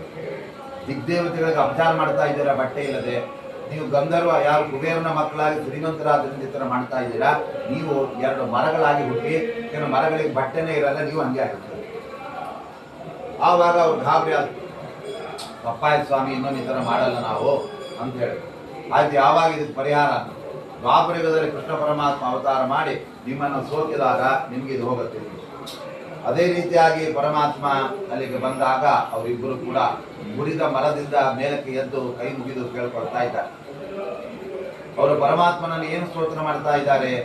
ವಾಣಿ ಗುಣಾನುಕಥನೆ ಶ್ರವಣೌ ಕಥಾಯಾಂ ಚೇತಶ್ಚನ ಸ್ಮರತ ತ್ವಚ್ಚರಣಾರವಿಂದಂ ಅಂತ ಹೇಳ್ತಾರೆ. ಸ್ವಾಮಿ, ನಮಗೆ ನಮ್ಮ ಬಾಯಿದೆಲ್ಲ ನಾಲಿಗೆ ಅದು ನಿನ್ನಲ್ಲಿ ಯಾವಾಗಲೂ ಸ್ತೋತ್ರ ಮಾಡ್ತಾ ಇದ್ವಿ. ನಾವೆಲ್ಲ ಬಾಯಿ ಕೊಟ್ಟಿದ್ದು ಯಾಕೆ ಅಂದ್ರೆ ಊಟ ಮಾಡಲಿಕ್ಕೆ ಇನ್ನೊಬ್ರು ಬಯಕ್ಕೆ ಅನ್ಕೊಂಡ್ಬಿಡ್ತೀವಿ. ಆದರೆ ಪರಮಾತ್ಮನ ಸ್ತೋತ್ರ ಮಾಡಲಿಕ್ಕೆ ಅಂತ ಅದನ್ನು ನಾವು ಬಿಟ್ಟೇ ಬಿಡ್ತೇವೆ. ಆದ್ರಿಂದ ವಾಣಿ ಗುಣಾನುಕಥನೆ, ಪರಮಾತ್ಮನ ಗುಣಗಳನ್ನು ಹೇಳ್ತಾ ಇರಬೇಕು. ಎಲ್ಲಿವರೆಗೆ ಆಗತ್ತೋ ಅಲ್ಲಿವರೆಗೆ ಹೇಳ್ತಾ ಇರಬೇಕು. ಏನ್ರಿ ಪೂರ್ತಿ ಹೇಳಿಕ್ಕಾಗತ್ತಾ? ಅದಕ್ಕೆ ಬಿಟ್ಟೇ ಬಿಡ್ತೀವಿ ಅಂದ್ರೆ ಸ್ವಲ್ಪನಾದ್ರೂ ಹೇಳ್ಬೇಕು. ಆಗಲ್ಲ ಅಂತ ಪೂರ್ತಿ ಬಿಟ್ಬಿಡುವ. ಈಗ ಹಸುವೆ ಇಲ್ಲ ಊಟ ಮಾಡಿ ಅಂದ್ರೆ ಒಲ್ಲೆ ಒಲ್ಲೆ ಅಂತಾರೆ, ಕೊನೆಗೆ ಎಷ್ಟು ಹೋಗುತ್ತೋ ಅಷ್ಟು ಹೋಗಿ ಅಂತಾರೆ, ಊಟ ಮೇಲೆ ಚೆನ್ನಾಗಿ ಊಟ ಮಾಡಿರ್ತಾರೆ. ಹಾಗೆ ಮೊದಲು ಒಳ್ಳೆ ಒಳ್ಳೆ ಹೇಳೋದು, ಆಮೇಲೆ ಚೆನ್ನಾಗೆ ಬಾರಿಸ್ಬಿಡೋದು. ನಾವು ಕೂಡ ಪರಮಾತ್ಮನ ಬಗ್ಗೆ ಗುಣಗಳನ್ನ ನಾವು ಹೇಳುವಂತೆ ನಮ್ಮ ನಾಲಿಗೆ ಸಾರ್ಥಕ ಆಗಬೇಕು. ವಾಣಿ ಗುಣಾನುಕಥನೆ ಶ್ರವಣವು ಕಥಾಯಾಮ್, ನಮ್ಮ ಕಿವಿಗಳು ಪರಮಾತ್ಮನ ದಿವ್ಯವಾದ ಮಹಿಮೆಯನ್ನ ಕೇಳಿದಾಗ ಅವುಗಳಿಗೆ ಸಾರ್ಥಕ್ಕೆ ಬರುತ್ತೆ. ಅದು ಬಿಟ್ಟು ಭಾರಿ ಭಾರಿ ಬೆಂಡೋಲೆ ಹಾಕೊಳ್ಳೋದು, ಕಡುಕುಗಳು ಹಾಕೋದು, ಅದರಿಂದ ಪ್ರಯೋಜನ ಇದೆ. ದೇವರು ಕಿವಿಯನ್ನು ಕೊಟ್ಟದ್ದು ನೀನು ನನ್ನ ಕಥೆ ಕೇಳು ಅಂತ. ನಾವು ಅದು ಕೇಳೋದೇ ಇಲ್ಲ, ಬರೀ ಎಲ್ಲ ಇಲ್ಲಿ ಚುಚ್ಚಿಸ್ಕೊಂಡು ಅಲ್ಲಿ ಚುಚ್ಚಿಸ್ಕೊಂಡು ಎಲ್ಲ ಅದಕ್ಕೆಲ್ಲ ಆಭರಣ ಹಾಕೊಂಡ್ಬಿಟ್ಟಿದೆ. ಅದಕ್ಕೆ ಶುಕಾಚಾರ್ಯ ಹೇಳ್ತಾರೆ, ಕಿವಿಗಳಿರೋದು ಆಭರಣ ಹಾಕೊಳ್ಳಿಕ್ಕಲ್ಲ, ಪರಮಾತ್ಮನ ಕಥೆ ಕೇಳೋಕ್ಕೆ. ಮತ್ತೆ ಪರಮಾತ್ಮನ ಕಥೆ ಕೇಳುವಾಗ ನೇತ್ರೇ ಜಲಂ ಗಾತ್ರ ರುಹೇಶು ಹರ್ಷಃ ಅಂತ ಪರಮಾತ್ಮನ ಕಥೆ ಕೇಳ್ತಾ ಇದ್ರೆ ನಮಗೆ ಆನಂದದಿಂದ ಕಣ್ಣಿನಲ್ಲಿ ಆನಂದ ಬರ್ತದೆ. ಆಮೇಲೆ ಪರಮಾತ್ಮನ ಮಹಾಮಹಿಮೆ ಕೇಳುವಾಗ ರೋಮಾಂಚನ ಆಗುತ್ತೆ. ನಮಗೆಲ್ಲ ರೋಮಾಂಚನ, ನಿಮ್ಗೆ ಲಾಟ್ರಿ ಹೊಡಿತು ನೋಡಿದ್ರೆ ರೋಮಾಂಚನ ಆಗುತ್ತೆ ಹೊರತಾಗಿ ದೇವರ ಕಥೆ ಕೇಳಿ ನಮ್ಗೆ ಆಗೋದೇ. ಯಾಕೆ ಅಂದರೆ ನಮ್ಮ ದೇವರು ಶಾಲಿಗ್ರಾಮದಲ್ಲೂ ಇಲ್ಲ, ಭಾಗವತದಲ್ಲೂ ಇಲ್ಲ. ನಮ್ಮ ದೇವರು ಇರೋದಲ್ಲಿ ಅಂದರೆ 500 ರೂಪಾಯಿ ನೋಟಲ್ಲಿ. ಯಾಕೆಂದ್ರೆ 500 ರೂಪಾಯಿ ನೋಟ್ ಎಣಿಸ್ಬೇಕಾದ್ರೆ ಭಾರಿ ಏಕಾಗ್ರತೆ. ದೇವರು ಪೂಜೆ ಮಾಡುವ ಏಕಾಗ್ರತೆನೇ ಇಲ್ಲ. ನಾವು ನೋಟ್ ಎಣಿಸುವಾಗ ಯಾರಾದ್ರೂ ಮಾತಾಡಿದ್ವಿ, ಯಾಕೆಂದ್ರೆ ಲೆಕ್ಕ ತಪ್ಪಿಡುತ್ತೆ. ಅದು ದೇವರದ್ದು ಪೂಜೆ ಮಾಡಬೇಕಾದ್ರೆ ಅವನೇ ಮಾತಾಡಿದ, ಯಾರು ಬಂದಿದ್ರು ನೋಡು ಅಂತ. ಅಂದರೆ ದೇವರಲ್ಲಿ ಏಕಾಗ್ರತೆ ಇಲ್ಲ. ಅದಕ್ಕೆ ಅವ್ರು ಹೇಳ್ತಾ ಇದ್ದಾರೆ, ಗಾತ್ರ ರುಹೇಟು ಹರ್ಷಃ ನೇತ್ರೇ ಜಲಂ. ಪರಮಾತ್ಮನ ಕಥೆ ಕೇಳಿದಾಗ ಯಾರಿಗೆ ಆನಂದ ಬಾಷ್ಪಗಳೆಲ್ಲ ಬರ್ತಾ ಇರುತ್ತಲ್ಲ, ಅವರು ನಿಜವಾಗ ಒಳ್ಳೆ ಭಕ್ತರು. ಅದಕ್ಕೆ ನಾವು ಆ ಥರ ಆನಂದವನ್ನು ಪಡೆಯೋದಕ್ಕೆ ಪ್ರಯತ್ನ ಮಾಡಬೇಕು. ಯಾರು ಹೇಳಿದ್ರೆ ನೋಡ್ರಿ, ನಿಮ್ಗೇನಾದ್ರೂ ಭಾಗವತ ಕೇಳಿದಾಗ ಆನಂದ ಬಾಷ್ಪ ಬರುತ್ತಾ, ಕಣ್ಣಲ್ಲಿ ನೀರು ಬರುತ್ತಾ ಅಂತೇಳಿ, ಇಲ್ಲರಿ ಇವತ್ತು ಬರಲಿಲ್ಲ ಅಂತೇಳಿ.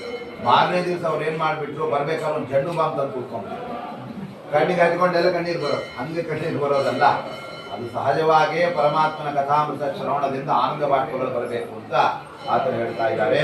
ಹಾಗೆ ಶುಕಾಚಾರ್ಯರು ಪರಮಾತ್ಮನ ಮಹಿಮೆಯನ್ನು ಹೇಳ್ತಾ ಇದ್ದಾರೆ. ಮುಂದೆ ಕಮಲಾರ್ಜುನ ಭಂಜನಾದ ಮೇಲೆ ವತ್ಸಾನಾಂ ಪರಿಪಾಲಕ, ಹಸುಕರುಗಳನ್ನೆಲ್ಲ ಮೇಯಿಸ್ತಾ ಇದ್ದಾನೆ ಪರಮಾತ್ಮ. ಯಾಕೆಂದ್ರೆ ಗೊಲ್ಲ ಜಾತಿಯಲ್ಲಿ ಬಂದಿಲ್ಲ. ಇವತ್ತೆಲ್ಲ ನಾವು ಜನಕಾಯವನ್ನು ಅಂದ್ರೆ ಅಪ್ರಯೋಜಕ ಅಂತ ನಾವು ಹೇಳ್ತೀವಿ. ಆದರೆ ಪರಮಾತ್ಮ ಗೋಪಾಲ ಸರ್ವಪಾಲಕ, ಎಲ್ಲರನ್ನ ಪಾಲಿಸಬೇಕಾದ ಪರಮಾತ್ಮ. ಈ ಹಸುಗಳನ್ನು ಕಾಯ್ದರೆ ನಾನು ದನ ಕಾಯುವಂತ ಆಗ್ತೇನೆ ಅಂತ ಬಿಟ್ಟರೆ ಹಸುಗಳ ಜೊತೆ ಪಾಪ. ಅದಕ್ಕೆ ಪರಮಾತ್ಮ ಹಸುಗಳನ್ನೆಲ್ಲ ಕಾಯ್ತಾ ಇತ್ತು. ಎಷ್ಟು ಪ್ರೀತಿಯಿಂದ ಅವುಗಳಿಗೆಲ್ಲ ತಿನ್ನು ತಿನ್ನು ಉಣ್ಣು ಉಣ್ಣು ಅಂತೇಳಿ ಹಸು ಬಾಯಲ್ಲಿ ಹಸಿ ಹುಲ್ಲು ಇಡಬೇಕು. ಹಂಗೆ ತಿಂದು ತಿಂದು ಆ ಹಸು ಕರುಗಳಲ್ಲಿ ಹೆಂಗಾಗಿತ್ತು ಅಂದರೆ, ಅಜಗಳಂತಿದ್ದ ಕರುಗಳೆಲ್ಲ ಗಜಗಳಂತೆ ಆದವು. ವಿಜಯದಾಸ್ ಹೇಳ್ತಾರೆ, ಸಣ್ಣ ಮೇಕೆ ಥರ ಇರ್ತಾ ಇತ್ತು. ಯಾವಾಗ ಕೃಷ್ಣನ ಕೈಯಲ್ಲಿ ಸಿಕ್ಕಿದ್ರು ಅವ್ರಿಗೆ ಹಿಂಡಿ ಇಟ್ಟು ಅದಿಟ್ಟು ನೀರು ಕುಡಿಸಿ ತನ್ನ ಕೈ ಇಟ್ಟಿಟ್ಟು ಒಂದೊಂದು ಕುರು ಆನೆ ಗಾತ್ರ ಆಗಿತ್ತು. ಅದು ಕೆಲವು ಮನೆಯಲ್ಲಿ ಆ ಥರ ಪರಮಾತ್ಮ ಹಸುಗಳನ್ನ ಕಾಯ್ತಾ ಇದ್ದ, ಅವುಗಳು ತಿನ್ನಿಸ್ತಾ ಇತ್ತು. ಅದು ಬಿಟ್ಟು ಏನಾದ್ರು ತಿನ್ನಿ ಅನ್ನೋದು ಇಲ್ಲಿ ಮೊಬೈಲ್ನ ಹೊಡ್ತಾ ಕೂತ್ಕೊಳ್ತಾರೆ. ಅವುಗಳು ತಿನ್ನಿಸೋದು ಪಾಪ. ಯಾಕೆ ಅಂದರೆ ಹಸುಗಳು ಅವು ಚೆನ್ನಾಗಿದ್ದರೆ ಜನ ಚೆನ್ನಾಗಿರುತ್ತೆ. ಅದಾದ ನಂತರದಲ್ಲಿ ಪರಮಾತ್ಮ ಅಲ್ಲಿ ಹಸುಗಳನ್ನ ಕಾಯ್ತಾ ಇರಬೇಕಾದ್ರೆ ಒಂದು ಪ್ರಸಂಗ ಅಲ್ಲಿ ನಡೀತಾ ಇದೆ. ಅದು ಏನಪ್ಪಾ ಅಂತ ಹೇಳಿಬಿಟ್ರೆ, ವತ್ಸಾಸುರನ ಸಂಹಾರ ಮಾಡ್ತಾನೆ, ಬಕಾಸುರನ ಸಂಹಾರ. ಬಕ ಅಂದ್ರೆ ಬಕಾಸುರ ಭೀಮಸೇನ ದೇವರು ಕೊಂದ ಬಕಾಸುರ ಬೇರೆ, ಇನ್ನೊಬ್ಬ ಬಕ ಅಂತ ಕೊಕ್ಕರೆ ರೂಪದಿಂದ ಬಂದ್ಬಿಟ್ಟಿದ್ದ. ಅವನು ಕೃಷ್ಣನನ್ನು ಬಾಯಿಗೆ ಹಾಕೊಂಡು ನುಂಗ್ಬಿಡ್ಬೇಕು, ಬಾಯಿ ಹಾಕೊಂಡ್ಬಿಟ್ಟಿದ್ದ. ಈ ಕೊಕ್ಕರೆಗಳು ಗೊತ್ತಲ್ಲ, ಅವು ಹಲ್ಲಿಲ್ಲ ಏನಿಲ್ಲ, ಇದು ದೊಡ್ಡ ದೊಡ್ಡ ಮೀನಿಗೆ ಹಾಕೊಂಡು ಒಳಕ್ಕೆ ನುಂಗ್ಬಿಡುತ್ತೆ, ಬಟ್ಟೆಯಾಗೆ ಜೀರ್ಣ ಆಗತ್ತೆ. ಹಂಗೆ ಕೃಷ್ಣನನ್ನು ಬಾಯಿಗೆ ಹಾಕೊಂಡ್ರೆ ಹಾಕ್ಕೊಳ್ತಾನೆ ಸುಮ್ಮನೆ ಇದ್ದ ಕೃಷ್ಣ. ಆಮೇಲೆ ಅದರ ಮೈ ಒಳಗೆ ಬಿಸಿ ಬರುವಂತೆ ಮಾಡಿ ಬೆಂಕಿ ಕೃಷ್ಣ, ಅದು ಗಾಬರಿ ಆಗ್ಬಿಡುತ್ತೆ. ಅವ ಬಾಯಿ ತಗೊಳ್ಳಿ ಶುರು ಮಾಡಿ ಪರಮಾತ್ಮ ಆ ಕಡೆ ಒಂದು ಕೈ ಇಟ್ಟ ಕೊಕ್ಕರೆಯ ಆ ಕೊಕ್ಕಿಗೆ, ಈ ಕಡೆ ಒಂದು ಕೈ ಇಟ್ಟ, ಎರಡು ಬಿರಿದು ಹೊರಬಂದು ಅಲ್ಲಿಗೆ ಆ ಬಕಾಸುರ ಸಂಹಾರ ಆಗುತ್ತೆ.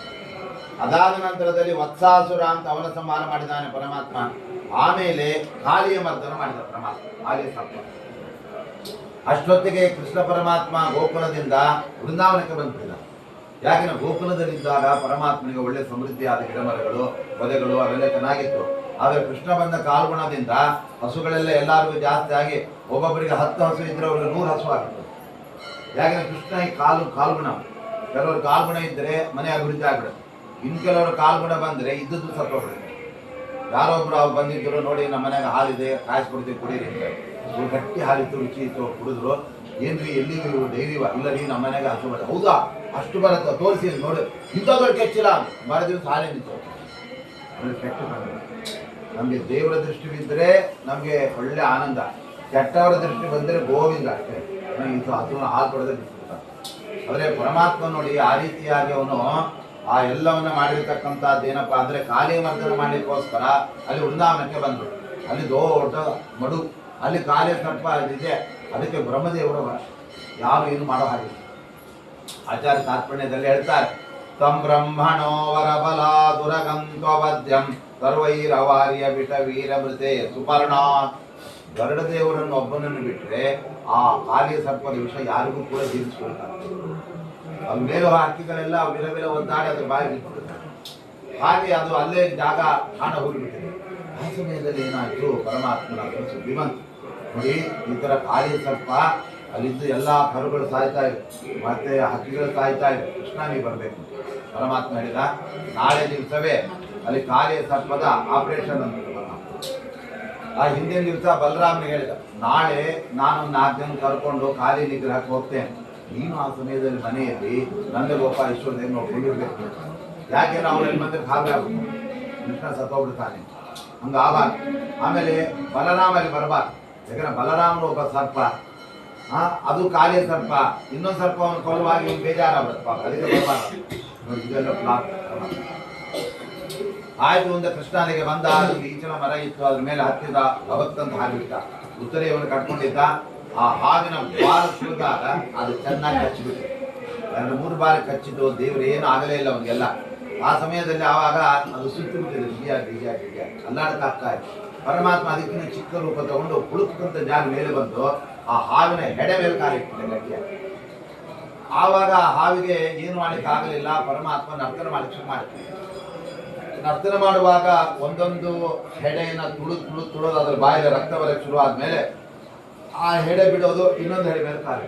ಈಗ ಒಂದೊಂದು ಹೆಡೆಯನ್ನು ತುಳಿತಾ ಇದ್ದಾನೆ. ಅದು ಒಮನ್ ರಕ್ತ ಮೊಹುಲು ಬಾಯಿಲೆಲ್ಲ ರಕ್ತ ಬರ್ತಾ ಇದೆ, ಹಿಂಗೆ ಸಾಯ ಥರ ಆಗ್ತದೆ ಪರಿಸ್ಥಿತಿ. ಆ ಸಮಯದಲ್ಲಿ ಪರಮಾತ್ಮ ಏನ್ ಮಾಡ್ತಾ ಇದ್ದಾನೆ ಅಂದ್ರೆ, ಎಡಗೈಯಿಂದ ಅದರ ಬಾಲ ಇಟ್ಕೊಂಡ್ಬಿಟ್ಟಿದ್ದ, ಬಲಗೈಯಿಂದ ಅಲ್ಲಿ ನರ್ತನ ಮಾಡುವ ಭಂಗಿಯಲ್ಲಿ ನಿಂತಿದ್ದಾನೆ, ಕಾಲಿಂದ ತುಳಿತಾ ಇದ್ದಾನೆ.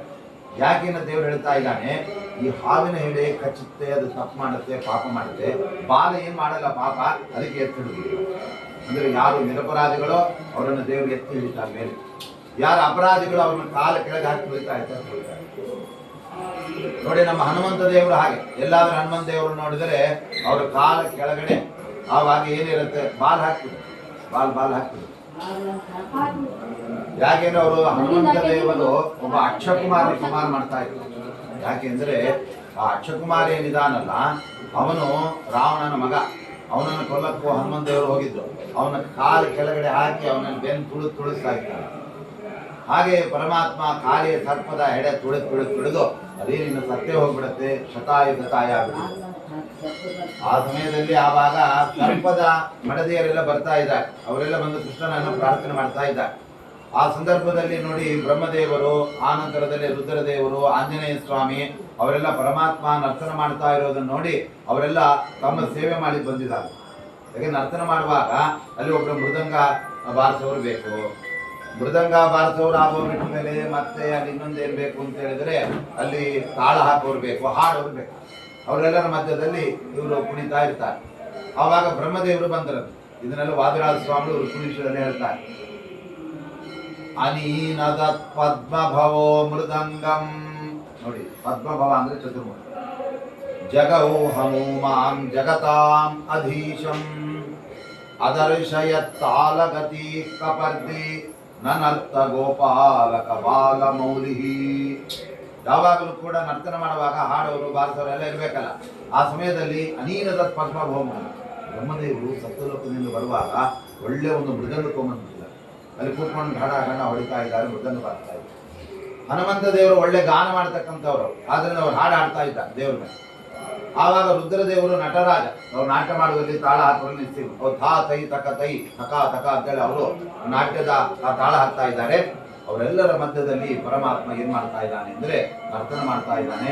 ಯಾಕೆ ಅಂತ ಹೇಳಿದ್ರೆ ನಾನು ನರ್ತನ ಮಾಡುವನೇ ಇವರು ಮೂವರಿಗಿಂತ ದೊಡ್ಡವ ಅಂತ ತೋರಿಸ್ಲಿಕ್ಕೋಸ್ಕರ.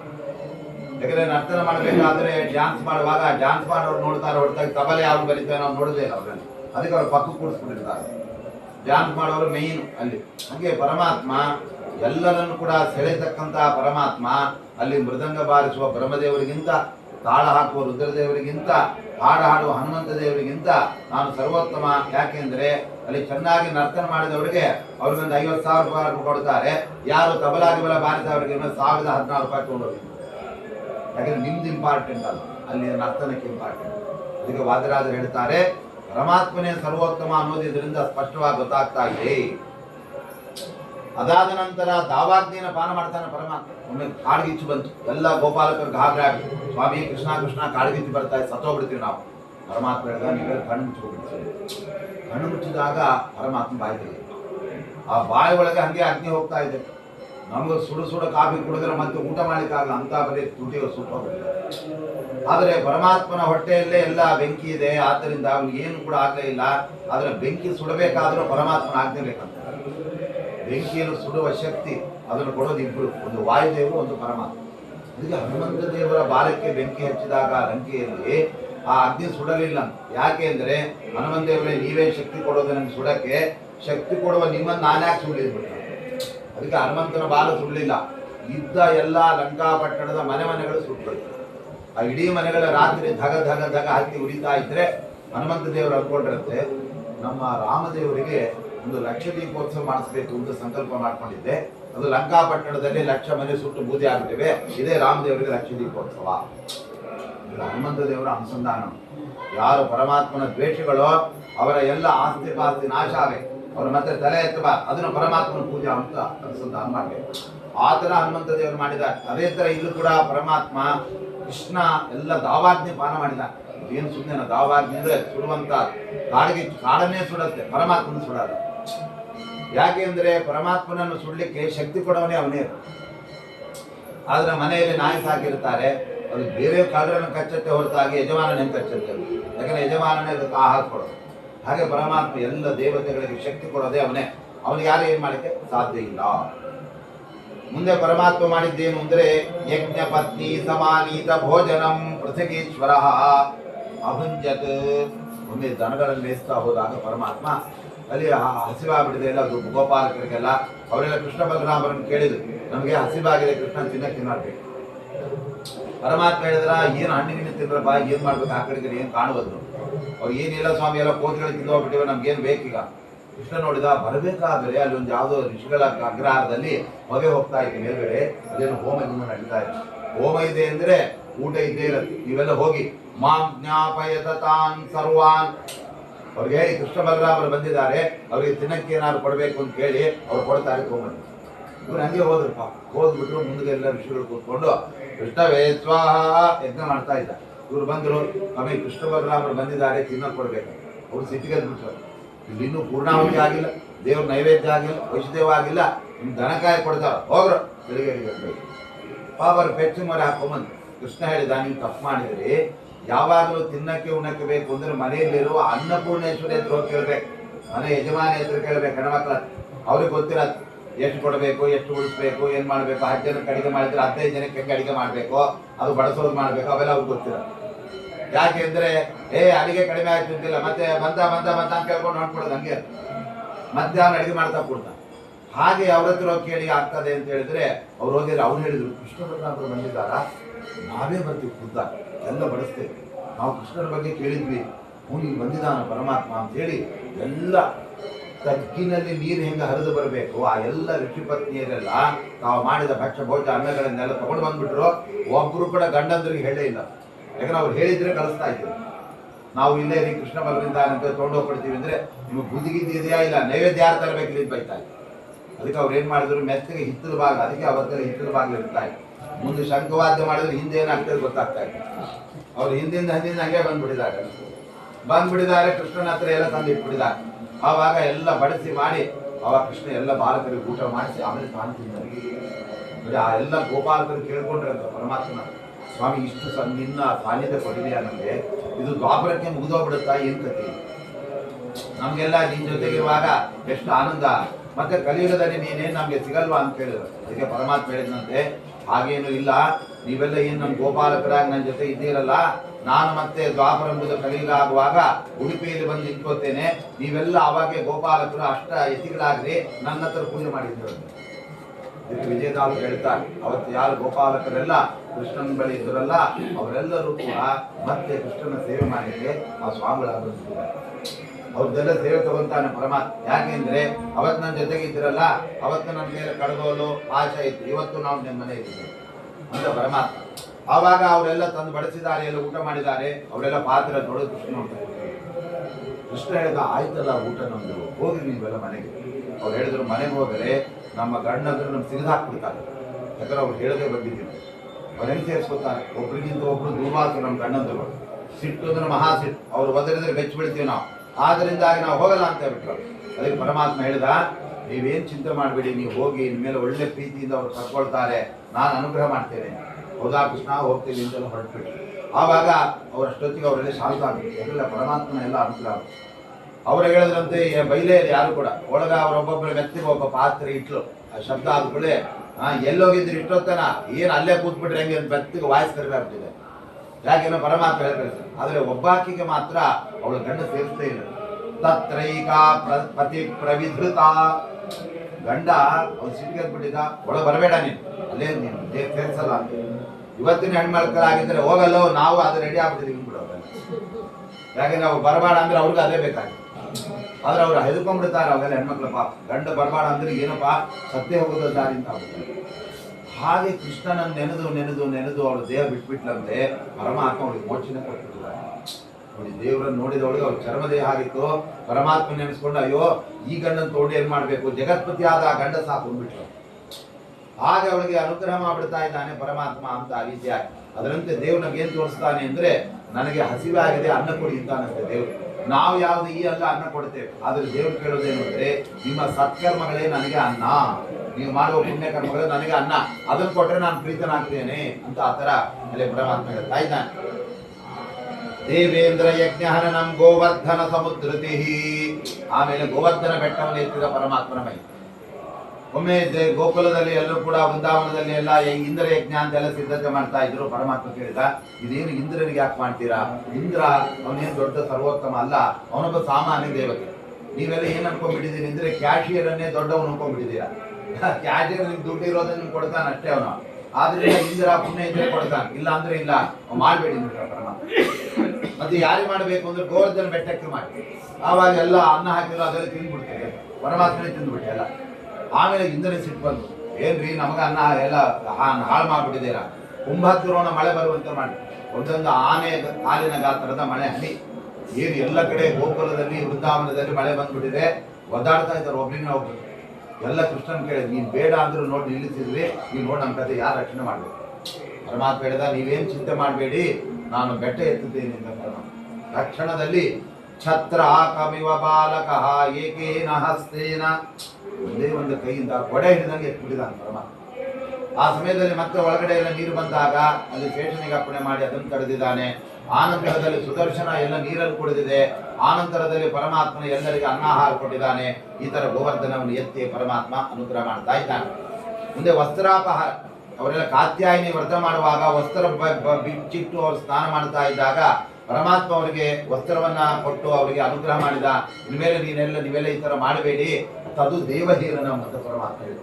ಆ ವಸ್ತ್ರ ಇಲ್ಲದೆ ಸ್ನಾನ ಮಾಡಿದರೆ ಇಲ್ಲಿ ದಿಗ್ದೇವತೆಗಳು ಇರ್ತಾರೆ, ಎಲ್ಲ ಅನಂತರದಲ್ಲಿ ಸೂರ್ಯಚಂದ್ರರಿರ್ತಾರೆ, ಆಮೇಲೆ ಅವ್ರಿಗೆಲ್ಲ ಅಪಚಾರ ಆಗುತ್ತೆ ಅಂತ ಪರಮಾತ್ಮ ರೀತಿಯಾಗಿ ಅವರನ್ನ ತಿದ್ದುತ್ತಾ ಇದ್ದಾನೆ. ಮುಂದೆ ಪರಮಾತ್ಮ ವನಗೀತ, ಆಮೇಲೆ ಗೋಪಿಗೀತ, ವೇಣುಗೀತ, ಆಮೇಲೆ ಭ್ರಮರ ಗೀತ, ಉದ್ಧವ ಗೀತೆ ಅಂತೆಲ್ಲ ಬರ್ತಾವೆ.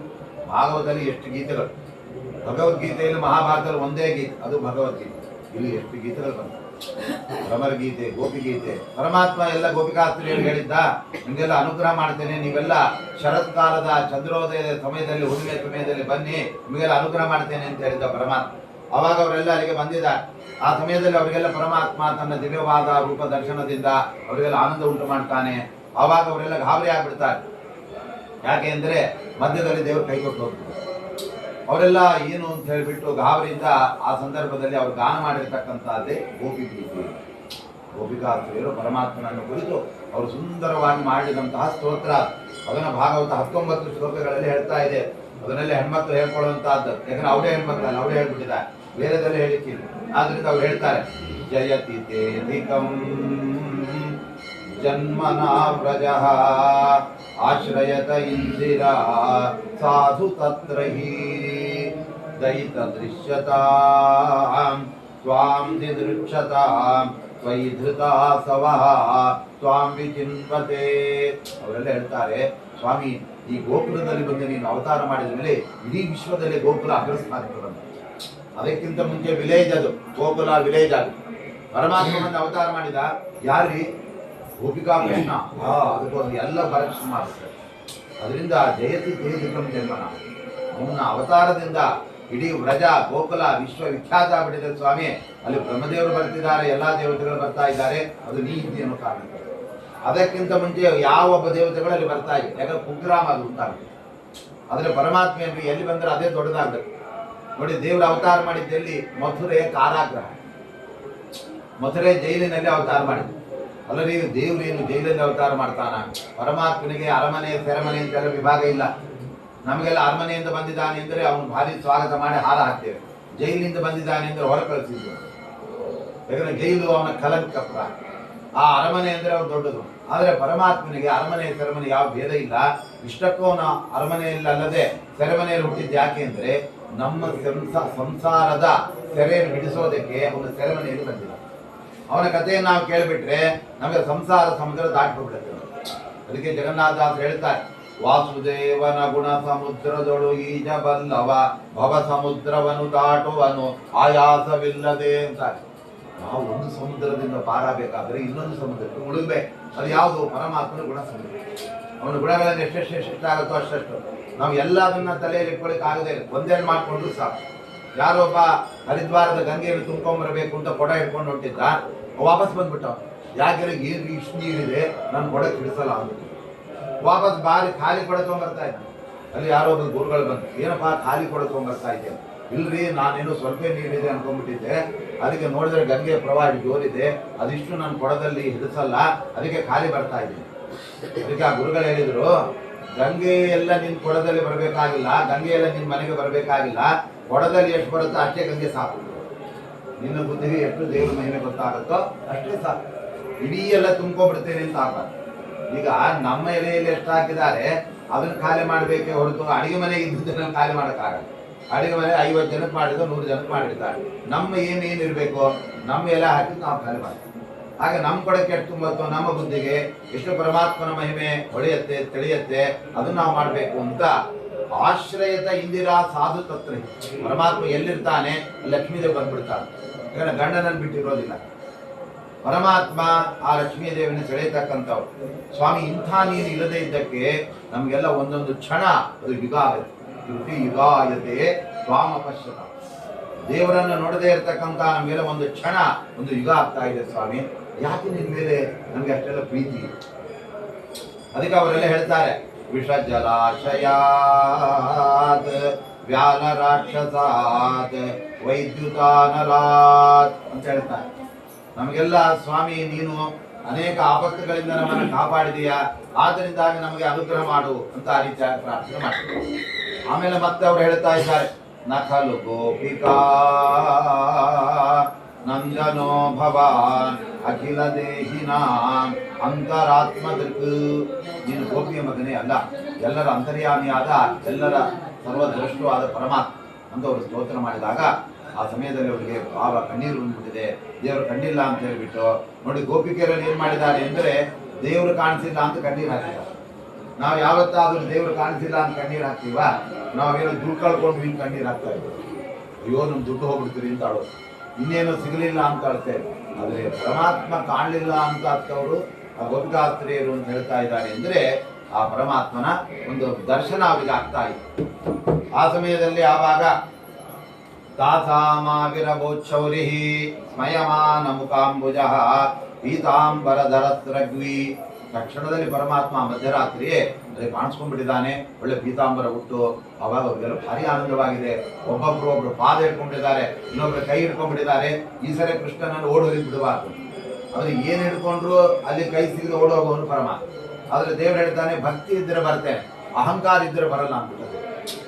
ಸ್ವಲ್ಪ ಅಹಂಕಾರ ಬಂತು, ನಾವಿಷ್ಟು ಚೆನ್ನಾಗಿದ್ದೀವಿ ಅದಕ್ಕೆ ದೇವ್ರು ನಮ್ಮ ಹತ್ರ ಬಂದಿದ್ದಾನೆ ಅನ್ಕೊಂಡ್ಬಿಟ್ಟು. ಆದ್ರೆ ಪರಮಾತ್ಮ ಲಕ್ಷ್ಮೀ ದೇವಿ ಸೌಂದರ್ಯವನ್ನೇ ಅವನು ಲೆಕ್ಕಕ್ಕಿಟ್ಟವನಲ್ಲ. ನಿನ್ನ ಸೌಂದರ್ಯಕ್ಕೆ ನಾನು ನಿನಗೆ ಗಂಡ ಆದದ್ದಲ್ಲ, ನಿನ್ನ ಭಕ್ತಿಗೆ ನಿನ್ನ ಜ್ಞಾನ ಶಕ್ತಿಗೆ ನಾನು ಗಂಡ ಆಗಿದ್ದು ಅಂತ ಇವರೇ ಅನ್ಕೊಂಡ್ಬಿಟ್ಟಿದ್ದಾರೆ ನಾವು ಭಾರಿ ಚಂದ ಇದ್ದೇವೆ ಅಂತ. ಅದಕ್ಕೆ ಪರಮಾತ್ಮ ಅದೃಶ್ಯನಾದ. ಹಾಗೆ ಪರಮಾತ್ಮ ಇದೆಲ್ಲ ಮಾಡಿ ಮುಂದೆ ಮಥುರಾ ಪಟ್ಟಣದಿಂದ ಅಕ್ರೂರ ಬರ್ತಾ ಇದ್ದಾನೆ. ಕಂಸನಿಂದ ಪ್ರೇರಿತನಾಗಿ ಆಜ್ಞಪ್ತನಾಗಿ ಕೃಷ್ಣ ಬಲರಾಮರನ್ನು ಕರ್ಕೊಂಡು ಹೋಗ್ಬೇಕು. ಅವ್ನು ನೋಡಿದ ದೊಡ್ಡವನಾಗ್ತಿದ್ದಾನೆ, ಇನ್ನೇನು ಅವನು ಹುಡುಗಿಸೋದು, ಬಾಲ ಹೋಗಿ ಅವನು ದೊಡ್ಡವನಾಗ್ತಿದ್ದಾನೆ, ಇಲ್ಲಿ ಕರೆಸೋದು ಕೊಲ್ಲೋದು ಅಂತ ನಾನು. ಆವಾಗ ಅಕ್ರೂರ ಬಂದ, ಬರಬೇಕಾದ್ರೆ ಅವನ ಮನಸ್ಸೆಲ್ಲ ಕೃಷ್ಣನ ಕಡೆ ಇತ್ತು. ಯಾಕೆಂದ್ರೆ ಕೃಷ್ಣನ್ ನೋಡ್ತೇನೆ. ಅವಾಗ ನಂದಗೋಪಾಲಿ ವೃಂದಾವನಕ್ಕೆ ಬಂದಿದ್ದಾನೆ, ಅಲ್ಲಿದ್ದ ಮಣ್ಣಿನಲ್ಲಿ ಹೊರಲಾಡ್ಬಿಟ್ಟಿದ್ದಾನೆ. ಯಾಕೆಂದ್ರೆ ಇದು ಕೃಷ್ಣನ ಸ್ಪರ್ಶವಾದ ಮಣ್ಣು, ಅದು ನಾವು ತಲೆ ಮೇಲೆ ಹಾಕೋಬೇಕು. ಅದಕ್ಕೆ ನಾವೆಲ್ಲ ಪರಮಾತ್ಮನ ಪಾದ ಸ್ಪರ್ಶದಿಂದ ಪವಿತ್ರವಾದ ಆ ಮೃತ್ತಿಕೆಯನ್ನು ಧಾರಣೆ ಮಾಡಬೇಕು ಅಂತಲೇ ನಾವು ಗೋಪಿ ಚಂದನ ಹಾಕೊಳ್ಳೋದು. ಗೋಪಿ ಚಂದನ ಏನದು? ಗೋಪಿಕಾಸ್ತ್ರೀಯರೆಲ್ಲ ಕೃಷ್ಣನಿಗೆ ಅದು, ಅದನ್ನ ನಾವು ಮೈಗೆ ಹಚ್ಕೋಬೇಕು ಅಂತಿರೋ ಹಾಗೆ ಅವರೆಲ್ಲ ಆ ಅಕ್ರೂರ ಮಾಡಿದಾನೆ. ಆವಾಗ ಅಕ್ರೂರನ ಹತ್ರ ಕೃಷ್ಣ ಕೇಳ್ತಾನೆ, ಕ್ಷೇಮ ಕಿಂ ಅಂತ ಪರಮಾತ್ಮ ಕೇಳಿದ. ಏನಪ್ಪ ಅಕ್ರೂರ, ಚೆನ್ನಾಗಿದೆಯಾ, ಕ್ಷೇಮವಾಗಿದೆಯಾ? ಅದಕ್ಕೆ ಅವನು ಕ್ಷೇಮವಾಗಿದ್ದೀನಿ ಅಂತ ಹೇಳಿ. ಅಲ್ಲರಿ ಕೃಷ್ಣ ಈ ತರ ಪ್ರಶ್ನೆ ಕೇಳ್ತಾನೆ ಯಾರಾದರೂ. ಈಗ ಯಾರೋ ಬಂದಿರ್ತಾರ, ನಾವೆಲ್ಲ ಕೇಳ್ತೀವಿ ಆರಾಮಿದ್ದೀರಾ, ಮತ್ತೆ ಆರಾಮಿದ್ದದಕ್ಕೆ ಬಂದಿರೋದು. ಆರಾಮಿದ್ದಿದ್ರೆ ಹಾಸಿಗೆ ಹತ್ತು ಮಲ್ಕೋತಾಯ್ತು. ಇಂಥ ಪ್ರಶ್ನೆ ವ್ಯರ್ಥವಾದ ಪ್ರಶ್ನೆ. ಅವ್ರು ಆರಾಮಿದ್ದೀವಿ ಅಂತ ಉತ್ತರ. ಕೃಷ್ಣ ಹಂಗೆಲ್ಲ ಕೇಳಲ್ಲ. ಕೃಷ್ಣ ಸರ್ವಜ್ಞ, ಅವನು ಅಂಥವೆಲ್ಲ ಒಂದು ಫೂಲಿಶ್ ಕ್ವಶನ್ಸ್ ಕೇಳ್ತಾನೆ. ಯಾರಾದ್ರು ಆರಾಮಿದೇನಪ್ಪ ಅಕ್ರೂರ ಅಂತ ಕೇಳಿದ್ದಲ್ಲ, ಅವನು ಕೇಳಿದ್ದೇನು ಅಂದ್ರೆ ಆರೋಗ್ಯನ ಕ್ಷೇಮನ ಅಂತ ಹೇಳಿದ್ರೆ ನಿನ್ನ 6 ಇಂದ್ರಿಯಗಳು ಯೋಗ್ಯನಾ ಅಂತ ಪರಮಾತ್ಮ ಕೇಳ್ತಾ ಇದ್ದಾನೆ. ಯಾವ್ದು 6 ಇಂದ್ರಿಯ? ನಮ್ಮ ಪಂಚ ಜ್ಞಾನೇಂದ್ರಿಯ, ಆಮೇಲೆ ಒಳಗಡೆ ಇರುವ ಮನಸ್ಸು. ಈ 6 ಇಂದ್ರಿಯ ಯೋಗ್ಯ ಆಗೋದು ಯಾವಾಗ?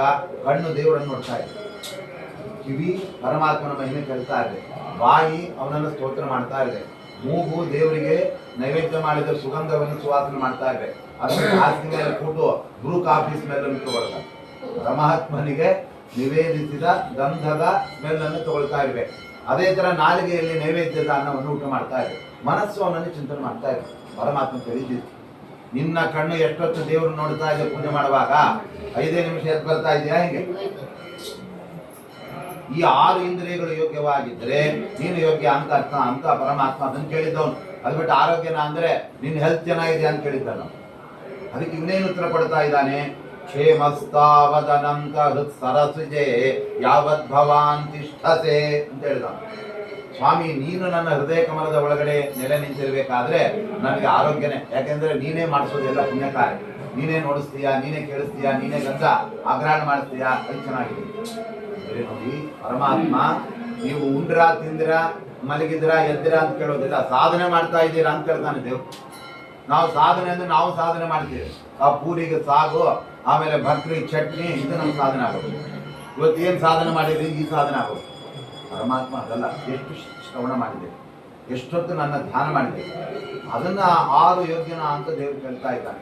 ಅದಕ್ಕೆ ಅಕ್ರೂರು ಹೇಳ್ತಾ ಇದ್ದಾನೆ, ಸ್ವಾಮಿ ಅಕ್ರೂರು ಒಳ್ಳೆ ಭಕ್ತ, ಅವನು ತಾಯಿ ಗರ್ಭದಿಂದ ಬರಬೇಕಾದ್ರೆ ಅವನು ಹೇಳ್ತಾ ಇದ್ದ, ನೀನು ದಿನಕ್ಕೊಂದು ಗೋದಾನ ಮಾಡಿದ್ರೆ ಮಾತ್ರ ಬರ್ತೀನಿ ಅಂತ ಆಟ ಹೇಳ್ತಾನೆ. ಯಾಕಂದ್ರೆ ಅವರೆಲ್ಲ ಗೊಲ್ಲರು ಬೇಕಾದಷ್ಟೆಲ್ಲ ಹಸುಗಳು ಇರ್ತಾ ಇತ್ತು. ಅಕ್ರೂರು ಅವನು ಶ್ವಫಲ್ಕ ಅಂತ ಒಬ್ಬ ಯಾದವನ ಮಗ, ಶ್ವಫಲ್ಕ. ಅವನ ತಾಯಿ ಅವನ ಹೆಂಡತಿ ಗರ್ಭಿಣಿ ಆದಾಗ ಮಗು ಬೇಗ ಬರ್ತಾ ಇಲ್ಲ, 9 ತಿಂಗಳು ಆಗ್ತಾ ಇದ್ರು ಕೂಡ. ಯಾಕೆ ಅಂದ್ರೆ ನೀನು ದಿವಸ ಗೋದಾನ ಮಾಡಿದ್ರೆ ಬರ್ತೀನಿ ಅಂತ ಹೇಳಿ. ಆ ಗೋದಾನದ ಪುಣ್ಯದಿಂದ ಹುಟ್ಟಿ ಬಂದ ಮಹಾಪುಣ್ಯವಂತ ಅಕ್ರೂರ. ಆದ್ರಿಂದ ಅವನು ಮಹಾಕೃಷ್ಣ ಭಕ್ತ. ಆದ್ದರಿಂದ ಅವನು ಹೇಳ್ತಾನೆ, ಸ್ವಾಮಿ ಸದ್ಯಕ್ಕೆ ನಿನ್ನ ತಂದೆ ತಾಯಿಗಳು ಜೈಲಲ್ಲಿ ಇದ್ದಾರೆ. ಯಾಕಿದ್ದಾರೆ ಅಂತ ಹೇಳಿದ್ರೆ, ನಿನ್ನನ್ನ ಸಾಮಾನ್ಯ ಮನುಷ್ಯ ಅಂತ ತಿಳ್ಕೊಂಡಿದ್ದಕ್ಕೆ ಅವ್ರು ಜೈಲು ದುಃಖ ಬಂದಿದೆ, ನಿನ್ನನ್ನ ಸರ್ವೋತ್ತಮ ದೇವರು ತಿಳ್ಕೊಂಡಿದ್ರೆ ಅವ್ರು ಜೈಲು ದುಃಖ ಬರ್ತಾ ಇದ್ದಿಲ್ಲ. ಆದ್ರಿಂದ ಇಷ್ಟೆಲ್ಲ ಆಗಿದೆ ಸ್ವಾಮಿ. ಆಯ್ತು ನಾಳೆನೆ ಹೊರಟ್ಬಿಡೋಣ, ಯಾರಿಗೂ ಹೇಳ್ಬಾರ್ದು, ಇಲ್ಲಿ ಊರಾಗೆಲ್ಲ ಮತ್ತೆ ಹೋಗಿ ಬಿಡಲ್ಲ ಅಂತ. ಗೋಪಿಕೆಯರಲ್ಲಿ ಕೃಷ್ಣನನ್ನ ದಿಗ್ಬಂಧನ ಮಾಡ್ಬಿಟ್ಟಿದ್ದ ತಮ್ಮ ಪ್ರೀತಿ ಬಂಧನದಲ್ಲಿ. ಕೃಷ್ಣ ಎಲ್ಲೋ ಹೋಗಿ ಕೂಡಿದ್ದೆ, ನೀವು ಹೋದ್ರೆ ಬಣ ಬಣ ಹಸುಗಳನ್ನು ಕಾಯ್ಲಿಕ್ಕೆ ಹೋಗ್ತಾ ಇದ್ರೆ ಆ ಹೋಗೋದನ್ನ ನೋಡ್ತಾ ಕೂತ್ಕೊಳ್ಳೋದು. ಬೆಳಿಗ್ಗೆ 6 ಗಂಟೆಗೆ ಕೃಷ್ಣ ಎಲ್ಲ ಯಾದವ್ರ ಜೊತೆಗೆ ಎಲ್ಲ ಕರ್ಕೊಂಡು ಎಲ್ಲ ಹೋಗ್ತಾ ಇದ್ರೆ ಕೃಷ್ಣನ ನೋಡಿ ಅಲ್ಲೇ ಕೂತ್ಕೊಳ್ಳೋದು, ಅಲ್ಲೇ ತಿಂಡಿ ತಿನ್ನೋದು, ಸಾಯಂಕಾಲ ಅಲ್ಲೇ ಹೆರಳು ಹಾಕೊಳ್ಳೋದು, ಅಲ್ಲೇ ಎಲ್ಲ ಪೌಡರ್ ಎಲ್ಲ ಹಾಕೊಳ್ಳೋದು. ಅವನು ಬಂದ್ಮೇಲೆ ನೋಡಿ ಒಳಗೆ ಹೋಗ್ತಾ ಇದ್ರೆ ನೋಡಿ, ಅದು ಕೃಷ್ಣ ಭಕ್ತಿ. ಅದು ಕೃಷ್ಣ ಹೋದ ಅಧ್ಯಾಪ ಒಳಗೆ ಬಂದು ಮಲ್ಕೊಂಡ್ರೆ ಸಾಕು. ಆ ರೀತಿಯಾಗಿ ಅವರು ಮಾಡಿರ್ತಕ್ಕಂಥ. ಹಾಗೆ ಪರಮಾತ್ಮ ಆ ಸಂದರ್ಭದಲ್ಲಿ ಎಲ್ಲರನ್ನ ಆಕಟ್ಟುಕೊಳ್ಳುವಂತಹ ಸಾಮರ್ಥ್ಯ ಅವನಿಗೆ. ಆದ್ದರಿಂದ ಹಾಗೆ ಆ ಪರಮಾತ್ಮ ಅಷ್ಟು ಅವನಿಗೆ ಬಿಡಕ್ಕಾಗ್ತಾ ಇದ್ದಾರೆ ಯಾರು. ಆವಾಗ ಹೇಳ್ತಾನೆ, ನಾಳೆ ಬೆಳಿಗ್ಗೆ ಬೇಗ 3:30-4 ಗಂಟೆ ಹೊರಟ್ಕೊಂಡ, ಇವರು 7 ಮುಂಚೆ ಹೇಳ್ಬಿಡ್ಬೇಕು. ಆವಾಗ ಏನಾಯ್ತು, ಇವರೆಲ್ಲ ಬರೋಷ್ಟೆಲ್ಲ ಸುದ್ದಿ ಗೊತ್ತಾಗ್ತಿದ್ದಾರೆ. ಯಾರೋ ಒಬ್ಳು ಅಕ್ರೂರ ಬಂದಿದ್ದು ಗೊತ್ತಾಗುತ್ತೆ. ಯಾಕಂದ್ರೆ ಚಿನ್ನದ ರಥ ಬಂದಿದೆ ಆ ಹಳ್ಳಿಯಲ್ಲಿ. ಚಿನ್ನದ ರಥ ಬಂದಿದೆ ಅಂದ್ರೆ ದೊಡ್ಡ ಕಾರ್ ಬಂದಂಗೆ ಎಲ್ಲ ಅದನ್ನೇ ನೋಡ್ತಾ ನಿಂತಿದೆ. ಆವಾಗ ಯಾರೋ ಒಬ್ಬ ಹೇಳಿದ್ರು, ನೋಡ್ರಿ ಅಲ್ಲಿ ಮಥುರಾ ಪಟ್ಟಣದಿಂದ ಏನೋ ಒಂದು ರಥ ಬಂದಿದೆ, ಮೋಸ್ಟ್ಲಿ ಕೃಷ್ಣನನ್ನು ಕರ್ಕೊಂಡು ಹೋಗಿ ಬಂದಿರ್ತಾರೆ ಅಂತ ಎಲ್ಲ ಹಬ್ಬಿಸ್ಬಿಟ್ಟು ಮನೆಗೆ ಹೋಗಿ ಬಾಗಿಲು ಬಡದು, ನಾಳೆ ಅವ್ರು ಹೋಗ್ತಾರೆ ಊರಿಗೆ, ಎಲ್ಲ ರೆಡಿ ಆಗ್ಬಿಡಿ, ಬೆಳಿಗ್ಗೆ ನಾವು 3 ಗಂಟೆಗೆ ಬಂದು ಅಡ್ಡಕ್ಕೆ ಕೂತ್ಕೊಂಡ್ಬಿಡೋಣ, ರಸ್ತೆ ಅಡ್ಡಕ್ಕೆ ಕೂತ್ಕೊಂಡು ರಸ್ತೆ ಘೇರಾವ್ ಆತ. ಕೃಷ್ಣ ಹೇಳ್ತಾನೆ, ನೋಡಿ 2 ದಿವಸದಲ್ಲೇ ಬರ್ತೇನೆ, ಅಲ್ಲಿ ಬಿಲ್ಲು ಹಬ್ಬ ಕಾರ್ಯಕ್ರಮ ಇದೆ, ನೀವೇನು ಚಿಂತೆ ಮಾಡಿ ಬರ್ತೇನೆ ಮತ್ತೆ ನಿಮ್ಮ ಜೊತೆಗೆ. ಅವತ್ತು ಹಂಗೆ ಹೇಳಿ ಹೋದ ಪರಮಾತ್ಮ ಹಾಗೆ ಬಾಹುಲ್ಯದಿಂದ ಅವನು ಬರಲೇ ಇಲ್ಲ. ಮುಂದೆ ಕೃಷ್ಣನಿಗೆ 54 ವರ್ಷ ಆದಾಗ ಇವರು ಮೊಮ್ಮಕ್ಕಳು ಮರಿ ಮೊಮ್ಮಕ್ಕಳು ಕರ್ಕೊಂಡು ಅಲ್ಲಿ ಬರ್ತಾರೆ. ಆವಾಗ ಅವ್ರಿಗೆಲ್ಲ ಆಶ್ಚರ್ಯ, ನೀನೇ ಕೃಷ್ಣನ ಬರಲೇ ಇಲ್ಲ ಮಾರಾಯಣ, ನೀನು ಆಮೇಲೆ ಬರ್ತೇನೆ, ಏನ್ ಮಾಡ್ಬೇಕು, ಕಾರ್ಯ ಬಾಹುಲ್ಯ, ನಮ್ಮ ಬದುಕು ಮುಂದೆ ಹೀಗೆ ನಾವು ಅನ್ಕೊಂಡಂತೆ ಆಗಲ್ಲ ಪರಮಾತ್ಮ. ಸರಿ, ಆವಾಗ ಅಕ್ರೂರ ಊರು ಬರ್ತಾ ಇದೆ. ಆವಾಗ ಮಥುರಾ ಪಟ್ಟಣ ಬಂತು. ಅಕ್ರೂರ ಕರೆದ, ನಮ್ಮ ಮನೆಗೆ ಬಾ, ಪರಮಾತ್ಮ ಈಗಲೇ ಬರಲ್ಲ, ಆಮೇಲೆ ಬರ್ತೇನೆ. ಯಾಕಂದ್ರೆ ಬಂದ್ ಕೆಲಸ ಮೊದಲಾಗಬೇಕು. ಯಾವನು ಹಳ್ಳಿಯಿಂದ ಎಕ್ಸಾಮ್ ಬರೆಯೋಕ್ಕೆ ಬಂದಿದ್ದ ಅಲ್ಲಿ ಬೆಂಗಳೂರಿಗೆ, ಅಲ್ಲಿ 10:30ಗೆ ಎಕ್ಸಾಮ್ ಅಂತಿತ್ತು. ಯಾರು ಹೇಳಿದ್ರು ಬನ್ನಿ ಲಾಲ್ಬಾಗು ಅಲ್ಲಿ ನೋಡ್ಕೊಂಡ್ ಬರೋಣ ಅಂತ. ಲಾಲ್ಬಾಗು ವಿಧಾನಸೌಧ ಒಳಗೆ ಹೋದ, ವಿಧಾನಸೌಧ 10:30 ತೆಗಿತದೆ ಎತ್ತಿತ್ತು, ಅಲ್ಲೇ ಕೂತ್ಕೊಂಡ್ಬಿಟ್ಟ. ಪರೀಕ್ಷೆ ಮುಗಿದ ಈಗ ತಿಂಗಳು ಮೊದಲು ನಾವು ಮಾಡೋ ಕೆಲಸ ಮಾಡ್ಬೇಕು, ಸಾಯಂಕಾಲ ಹೋಗ್ಬೇಕಪ್ಪ. ಅದು ಬಿಟ್ಟು ಪರೀಕ್ಷೆ ಬರೋದು ಬಿಟ್ಟು ವಿಧಾನಸೌಧ ಕೂತ್ರೆ ಒಳಗೋಗ ಹೊರಗೆ ಬಿಡಲೇ ಇಲ್ಲ. ಆಮೇಲೆ ಹಾಗೆ ಮೊದಲು ನಮ್ಮ ಕರ್ತವ್ಯ, ಆಮೇಲೆ ಬೇರೆ ವಿಷಯ. ನಾವು ಯಾತಕ್ಕೆ ಬಂದೀವಿ, ಏನು ಮಾಡಕ್ಕೆ ಬಂದೀವಿ ಅದನ್ನ ಮೊದಲು ಮಾಡ್ತೀವಿ, ಆಮೇಲೆ ಉಳಿದಿದ್ದೆಲ್ಲ ಮಾಡಿ. ಬೆಳಿಗ್ಗೆ ಇದ್ಕೊಂಡು ನಮ್ಮ ಕರ್ತವ್ಯ ಏನಪ್ಪ, ದೇವ್ರೊಂದು ಪೂಜೆ, ಇನ್ನು ಹೆಣ್ಮಕ್ಳು ತುಳಸಿ ಹಾಕೊಂಡು ಮಾಡ್ಕೊಂಡು ಏನೋ ಒಂದು ಮಂತ್ರ ಮಾಡಿಕೊಂಡು ಆಮೇಲೆ ಅಡುಗೆ ಮನೆಗೆ ಹೋಗ್ಬೇಕು. ಅದು ಇಲ್ಲೇ ಎದ್ದು ಕೂಡಲೇ ಅಡುಗೆ ಮನೆಗೆ ಹೊರಟ್ಬಿಡೋದು ಪಟ್ಟ. ಅಲ್ಲೆಲ್ಲ ಕಾಫಿ ಗೀಫಿ ಆದಮೇಲೆ ಇದ್ದರೆ ದೇವ್ರು ಹೆಂಗೆ ಮಾಡ್ತಾನೆ. ಹಾಗೆ ಆ ಸಂದರ್ಭದಲ್ಲಿ ಅಕ್ರೂರನ್ ಬರಲೇ ಇಲ್ಲ ಪರಮಾತ್ಮ. ಆಮೇಲೆ ಈಗಿಲ್ಲ. ಅದಾದ ನಂತರದಲ್ಲಿ ಆವಾಗ ಕೃಷ್ಣ ಬರ್ತಾನೆ ಅಂತ ಗೊತ್ತಾದಾಗ ಎಲ್ಲ ಸಿದ್ಧತೆ ಮಾಡಿಬಿಟ್ಟಿದ್ದಾರೆ. ಅಲ್ಲಿ ಒಬ್ಬ ಅಗಸ ಬರ್ತಾ ಇದ್ದ. ಅಗಸ ನೋಡಿ, ಅಗಸರೆಲ್ಲ ಕತ್ತೆ ಮೇಲೆ ಕೂತ್ಕೊಂಡ್ ಬರೋದು, ಕತ್ತೆ ಮೇಲೆ ಬಟ್ಟೆ ಹಾಕೊಂಡ್ ಬರೋದು ಎಲ್ಲ ಕಡೆ. ಆದ್ರೆ ಈ ಕಂಸನ ವೈಭವ ಎಂತದ್ದು ಅಂದ್ರೆ, ಆ ಅಗಸರಿಗೆಲ್ಲ ಒಂದು ಆನೆ ಕೊಟ್ಬಿಟ್ಟಿದ್ದ. ಆನೆ ಮೇಲೆ ಕೂತ್ಕೊಂಡ್ ಬರೋದು ಅಗಸರು. ನೋಡಿದ್ರೆ ಮಹಾರಾಜನು ಕೈ ಮುಗಿಬೇಕು. ಅವನೇ ಇಲ್ರಿ ನಾವು ಬಟ್ಟೆ ಹೋಗಿ ಅಂತ ಅವ್ರು ಹೇಳ್ಬೇಕು, ನಾವು ಧೋಬಿ ಅವ್ರು ನಮ್ಗೆ ಯಾಕೆ ನಮಸ್ಕಾರ ಮಾಡ್ತೀವಿ ಅಂತ. ಅವಾಗ ಅಗಸನ ಹತ್ರ ಕೃಷ್ಣ ಕೇಳಿದ, ನಮ್ ಬಟ್ಟೆ ಕೊಡಪ್ಪ, 1-2 ಬಟ್ಟೆ ಹಾಕೋತೀವಿ ನಮ್ಗೋದು ಅಂತ. ಅವನು ಹೇಳಿದ, ನೀವೆಲ್ಲ ದನ ಕಾಯೋರು ತಾನೇ, ಏನ್ ದನ ಕಾಯಲಿಕ್ಕೆ ಇದು ಹಾಕೊಂಡು ಹೋಗ್ತೀರಾ, ನೀವು ಶಗ್ನಿ ವಾಸ್ತಿಯವ್ರು ನಿಮಗೆ ಹಾಕ್ಬೇಕಿದ್ದು ಅಂತ. ಪರಮಾತ್ಮ ಏನ್ ಮಾಡಿದ, ಅಲ್ಲಿಂದಲೇ ಸಂಹಾರ ಮಾಡಿ ಕೆಳ ಬೀಳಿಸ್ಬಿಟ್ಟ. ಅವರೆಲ್ಲ ಓಡೋಗ್ಬಿಟ್ರು ಎಲ್ಲ.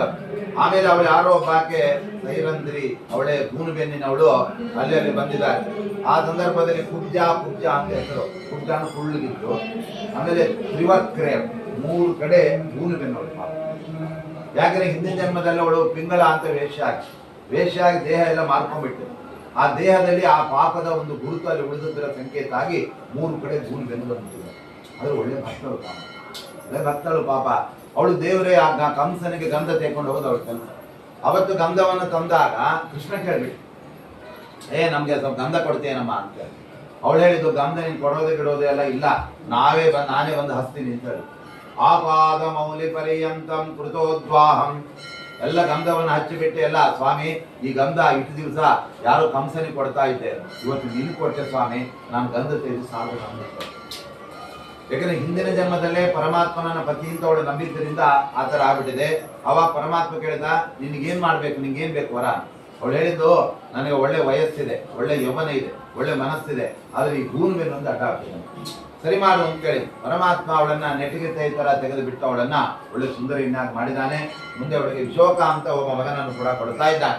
ಆನಂತರದಲ್ಲಿ ಪರಮಾತ್ಮ ಚಾಣೂರ ಮುಷ್ಟಿಕರ ಸಂಹಾರ ಮಾಡಿ ಆನಂತರದಲ್ಲಿ ಅವ್ರು ಯಾರು ಆನೆಯನ್ನು ಕೂಡ ಕೊಂದಾಕಿ ಕೋಲೆ ಹಾಕಿ ಇಡ ಕೊನೆ ಕಂಸನ ಹತ್ರ ಹೋದ. ಕಂಸನನ್ನ ಮಂಚದಿಂದ ಎಳೆದು ಕೆಳಗಡೆ ಬೀಳಿಸಿ ಅವನನ್ನು ಹೊಡೆದು ಉರುಳಿಸಿ ಸಾಯ್ತಾ ಇದ್ದ.